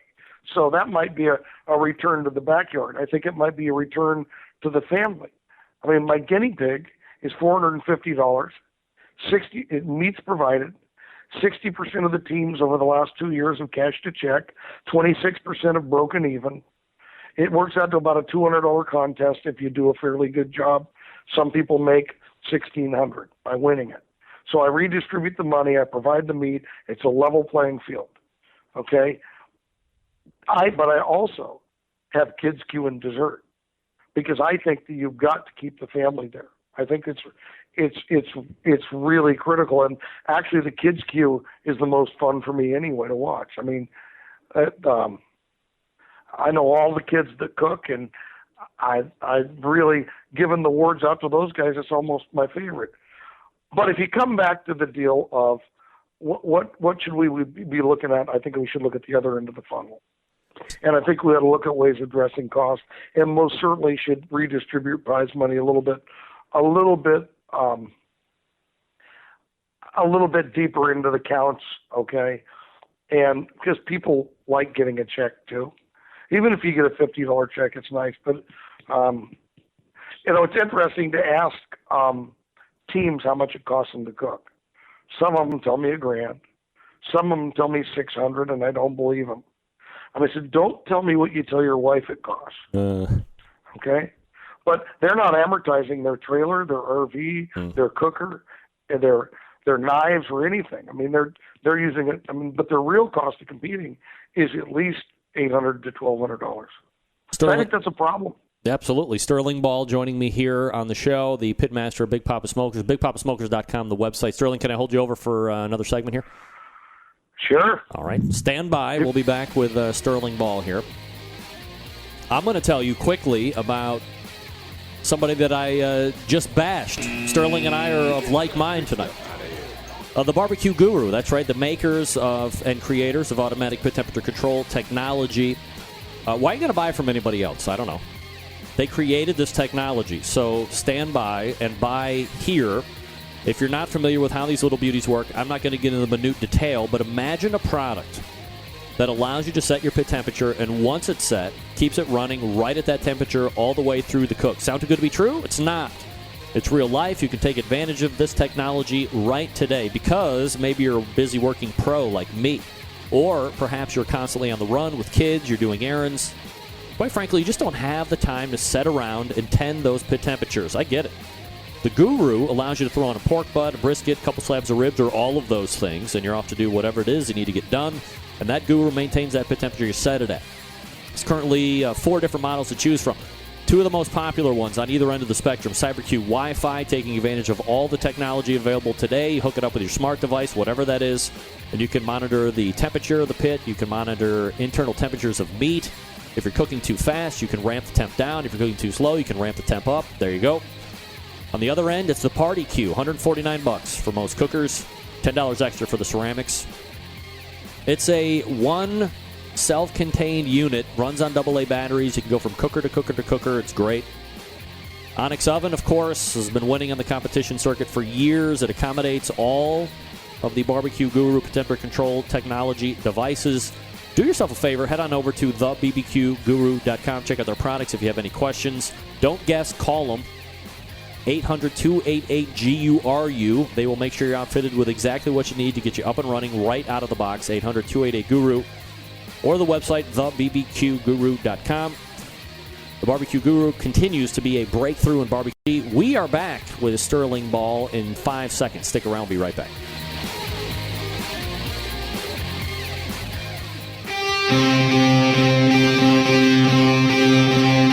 Get in the smoke. Call 877-448-0433 to get on the air. Now, here's your host, Greg Rempe. All right, welcome back. This portion of the show is brought to you again by iGrill. Bluetooth technology freeing up you from the grill or the cooker. You get to do whatever you need to do.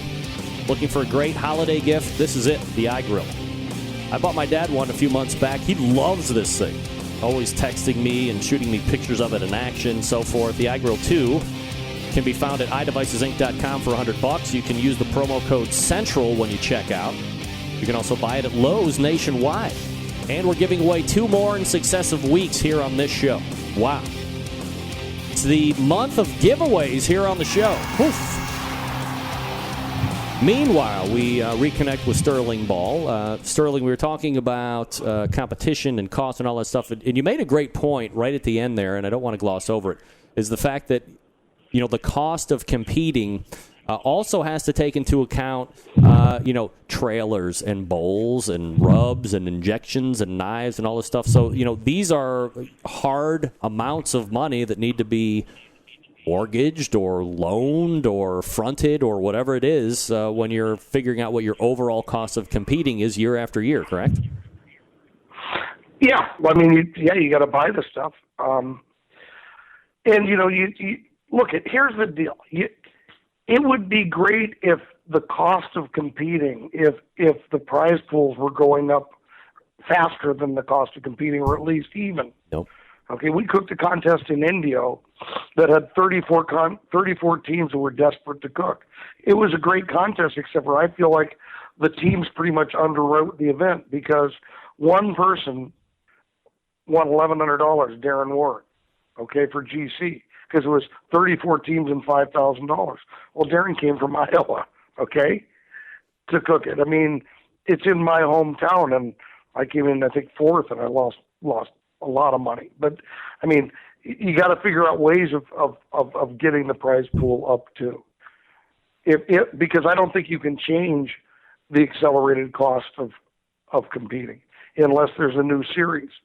And I'd like to take the guinea pig to be a nationwide series, and I'm trying. I need to find the right sponsor, and I need to get KCBS Team of the Year points, and I need to get more important than that is it. If you win a guinea pig, I need it to be Jack qualified or American Royal, and since I provide the meat, they won't do that for me, and I think it's kind of a mistake, actually. But I've never actually asked them personally for it. Other cooks have asked on my behalf because I know what the rules are. If you provide the meat, you're not going to get that. But and I think the Jack draw and the Royal draw are what people cook for much more than Team of the Year points. Sterling Ball joining me here on the show, Pitmaster of Big Poppa Smokers. Sterling, in regards to the events that you put on, obviously King of the Smoker is getting ready to come off here very shortly. Leading up to it in such a short time from coming off, everything is locked and loaded at this point, I would imagine? Well, look, let me tell you something. And as far as Big Poppa Smokers, the cooking team, James Perez is my partner, and he's the greatest partner a guy could have. He cooks chicken, but he gets everything right. And I think James is a very popular guy out there. We have Jesse in the office that just makes everything happen. I have so many good people that really buy into what we're trying to do here. And what I'm really excited about this year is I always have classes. I make these cooks do classes, and the classes, classes this year are pretty good. I mean, at 140, you got Donnie Teal, Buffalo Barbecue, talking about getting stop started, but adapting to changes in competition barbecue. Because Donnie's been through a lot and still is a great cook because he's made the changes. Yep. At 2 o'clock, you have the only time ever that Steph Franklin and I will give a class and tell most of the West Coast offense. At 2:20, you have Chris Lilly, okay, with a Q&A. At 2:40, you have Three Eyes. Dan is going to do a Snake River Farms prime rib and steak cutting demo. At 3 o'clock, and this is a can't miss, is Tuffy Stone giving a speech on winning and the mindset to win in barbecue. You have Travis Clark, who I think it's over. I don't know if David's going to keep cooking or what's going to happen, but it appears that Travis has won Team of the Year, and you've got a class with him at 3:20, barbecue tips and how you win, what it's like to win that. Now, at 3:40 p.m., you have the brisket Q&A with Darren, who is, I think, first in brisket in the country, and he's going to give a little brisket class. You have Brad with Getting Basted, cooking chicken on a drum, giving a lesson. He's number one. And you have Shake and Bake, I think number one is still on ribs, giving a rib class. And then you have Johnny Trick. And if I don't get passed by my good friends at Smoke Me Silly, really you'll have all four of the meats at KCBS, a class from the person who won it. And it's $20 that all goes to charity. And the food and catering all goes to OBR. So this is $20. You get to hear Donnie, Steph, Chris, Dan, Tuffy, Travis, Darren, Brad, Tim, and Johnny. And I think that's pretty amazing. Do you have an anticipated foot traffic at this event? It's a really, really interesting thing because some of the local teams went at first and then decided it wasn't hip to go, and now I see them back. The resort, the dirty secret is the resort only wants a certain amount of people there. They don't want 5,000 people there. They don't have parking for it. They have other things going on. And I got it. The resort is the La Quinta Resort, which is a Waldorf Astoria. They are unbelievable in how they treat our teams, how they show respect for barbecue like you've never seen. They roll the red carpet out. We do too, but what La Quinta Resort does, and I think that the teams that will cook it will tell you that, they've never been to a hotel that treats them like this. And, just to give you the things that the cooks, the fans don't see, is Thursday night's a welcoming party. I did it 2 years ago, I bring in a bunch of session musicians that are the best in the world. And I give them a song list from barbecue cooks. And the first year, Ryan Newstrom at Big T's actually has a degree in music. Scott Key of Little Pigtown sang in a band for years. And so Scott Key and I play guitar in the band. Scott Key and Ryan entertained us. This year it's Lon from Joe Bob's, who's a great old bluegrass country singer, and Scott Key. And then I have a surprise artist that's very willing to finish it off. So that's something that the fans don't see, but the party starts Thursday night, and it's really fun.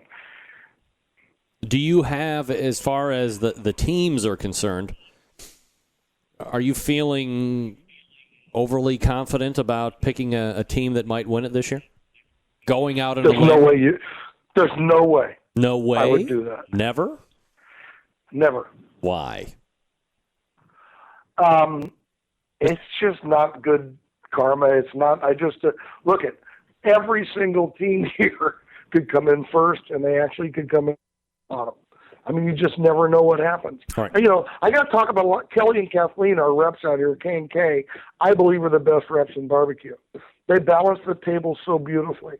And, I have 24 teams, not 25, okay? So everybody gets on each table once.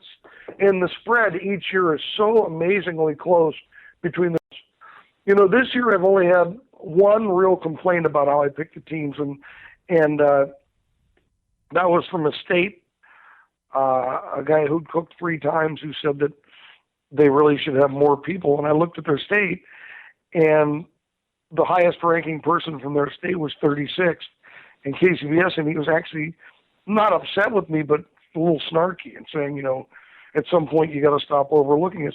It's really hard to pick 24 teams. And like I said, I want legends. I got Jamie Gear who won Pitmasters, okay?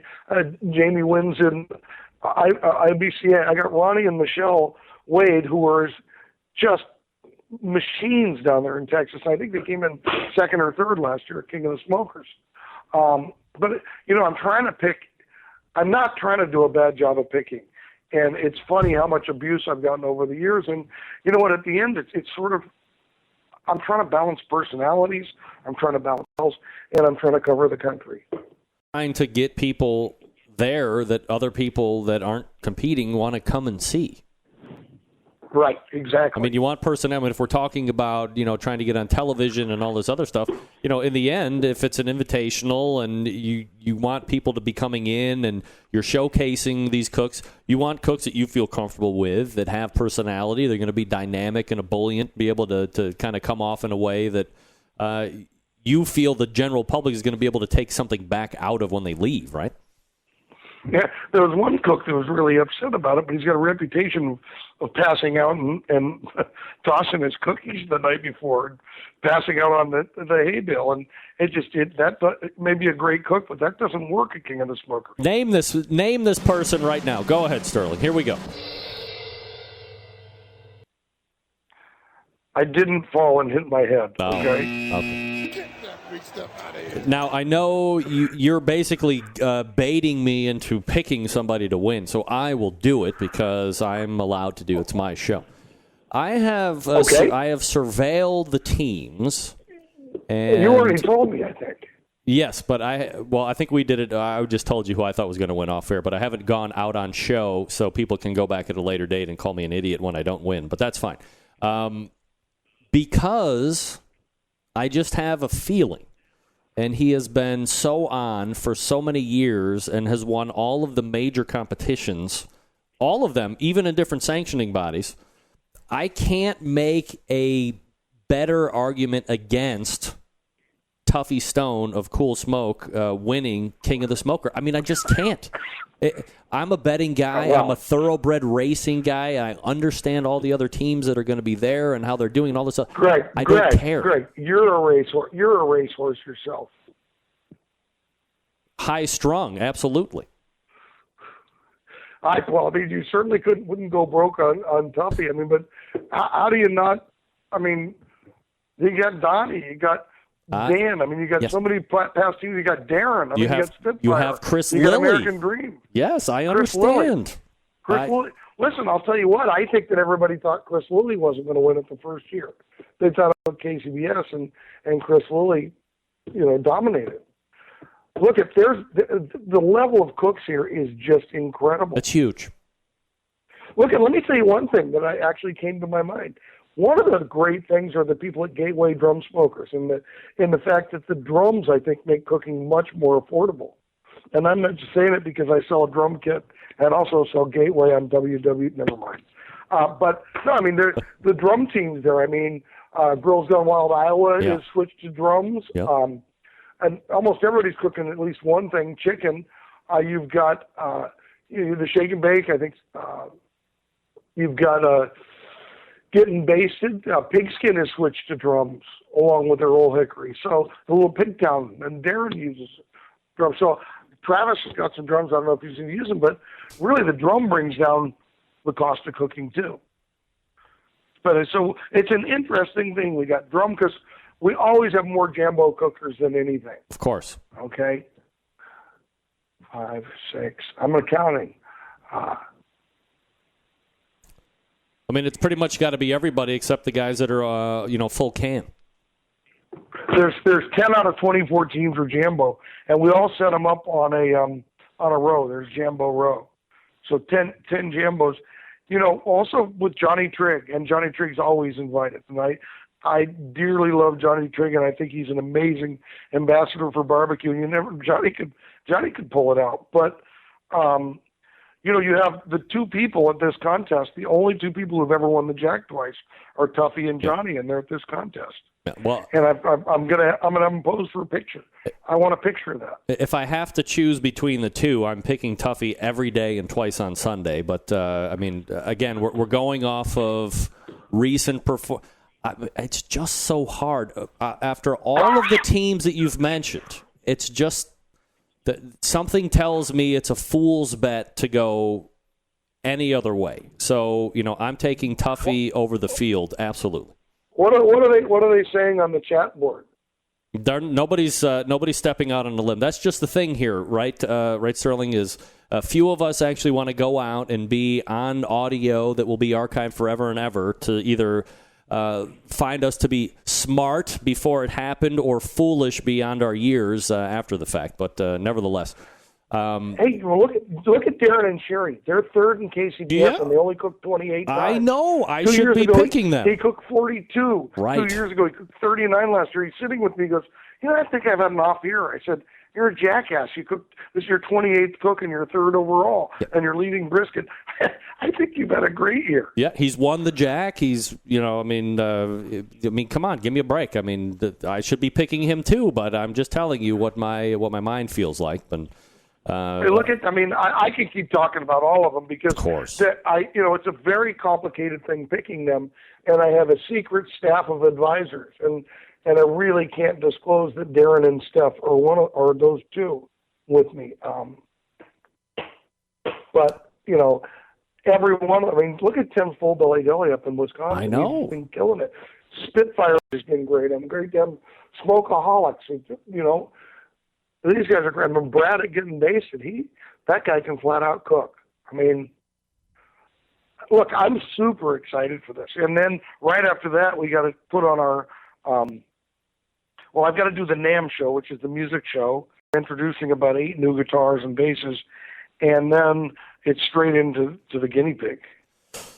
Sterling, I am up against it, my friend. We've yapped too long, and I apologize, but always appreciate the time. Again, Sterling Ball is the pitmaster at BigPoppaSmokers.com. King of the Smokers is going to be happening sooner than later, so if you are interested in telling me who you think is going to win, email it to me, and I'll relay it to Sterling, and we can see who's smart and who's not. BigPoppaSmokers.com is the website. You know what we should have?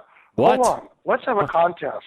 All right. My new, almost guaranteed 180 brisket rub, cash cow, that I got the 180 at the Royal, and so did Big JT, so did Rooftop, and got the perfect yes at the Sam's. Yep. I'm going to give everybody who picks the winning team a bottle of cash cow. All right. It's coming in the store this week. Let's have a little contest. All right, so go to kingofthesmoker.com, right? No, they're going to go to you. No. They can review the teams. They can review the teams there. Oh, yeah. And then email me who you think the winning team is going to be, and then I will honestly send those over to Sterling, and we'll see. All the winners who pick the right team get cash cow. The winners get that and a T-shirt. Cash cow and a T-shirt. Wow. All right. This is the month of... And we may give them more stuff because Jesse's more generous than I am. This is the month of free stuff here on the show. Oh, my goodness. Sterling, always appreciate the time, my friend. Thanks so much for coming on. Thank you, Greg. Bye. You got it. There he is, Sterling Ball, ladies and gentlemen, from BigPoppaSmokers.com. And let's go ahead and jump right into this. Could we possibly be giving away more free stuff in the next 3 weeks? I don't think so. It would just be sensational, of course, and serendipitous that I'm going to be talking about Big Poppa Smokers right now. Making a name for itself by crafting championship rubs, flavors like Sweet Money, Happy Ending. Their rubs have had a hand in winning almost every major barbecue competition event. BPS can't be pigeonholed in a competitive barbecue either. They become so well known. They are now in a restaurant chain nationwide called BJ's Restaurant and Brew House. 4 of the 9 rubs are featured on their permanent menu. It's proven to be a great addition to anyone's pantry. Big Poppa's also banded together with fellow California-based rub company Simply Marvelous to form what has now become known as the West Coast Offense. Defying conventional wisdom, these 2 California-based rub companies have cornered the market on competitive barbecue, begun to redefine those flavor profiles the competitive cooks from across the country have begun to aim for. They're committed to bringing you the best flavors on the market. That's why they're selling a fine swine sauce, Swamp Boys sauce, Granny's barbecue sauce, just to name a few. They've also created the brand ambassador program called the BPS Elite Team, featuring 15 of the best competition teams in the country working together to promote camaraderie, competition barbecue, and to benefit children's charities across the U.S. Keep in mind, they've been able to do all of this within almost 6 years of being in business, turning the competition world on its head, providing customers with the very best barbecue products, becoming a staple of a nationwide restaurant chain, and benefiting children's charities across the U.S. Just the beginning for Big Poppa Smokers, believe that. All right, we're late. We're going to catch up, and then we will get out. Stick around. We'll be right back. This is Jennifer Palamas from Charlotte, North Carolina, and this is BBQ Central. Big name interviews, advice on cooking brisket and ribs, and the only host willing to share his honest opinion on all things important in the world of barbecue. It's the BBQ Central Show. All right, welcome back. We got to eliminate very quickly here, evacuate. Eliminate too if you have to eliminate. Hey, all the way back in the first hour, we talked with Ray Lampe in our monthly Dr. Barbecue visit. That was great. If you missed it, get it on podcast. Then we gave away a free Caribou pork ham from Snake River Farms in El Kelso. Congratulations to Jason Kinger, usurping America and getting the ham to Canada. Congratulations, Jason, for being on the same mind level as my daughter on what she can and cannot pronounce correctly word-wise. It was a fun game. We might do that again next week. You never know. We have another iGrill 2 to give away next week as well. Meathead will be in next week. Scott Roberts makes his return to the Barbecue Central jungle as well. Your phone calls, your emails. Thanks again to Sterling Ball for joining me just this hour. BigPoppaSmokers.com, his website. Bringing it strong on the talk where, again, could be a detriment to his website business, but as a show host, I appreciate the fact that he's bringing it openly. Better to do it here. This is a non-biased, non-partisan forum. Bring it. Don't sing it, bring it, and bring it strong. That's what I like. September 11th, 2001. I will never forget. Until next Tuesday at 9 p.m. Eastern Standard Time, this is your program host and proud U.S. American, Greg Rempe. Good night now.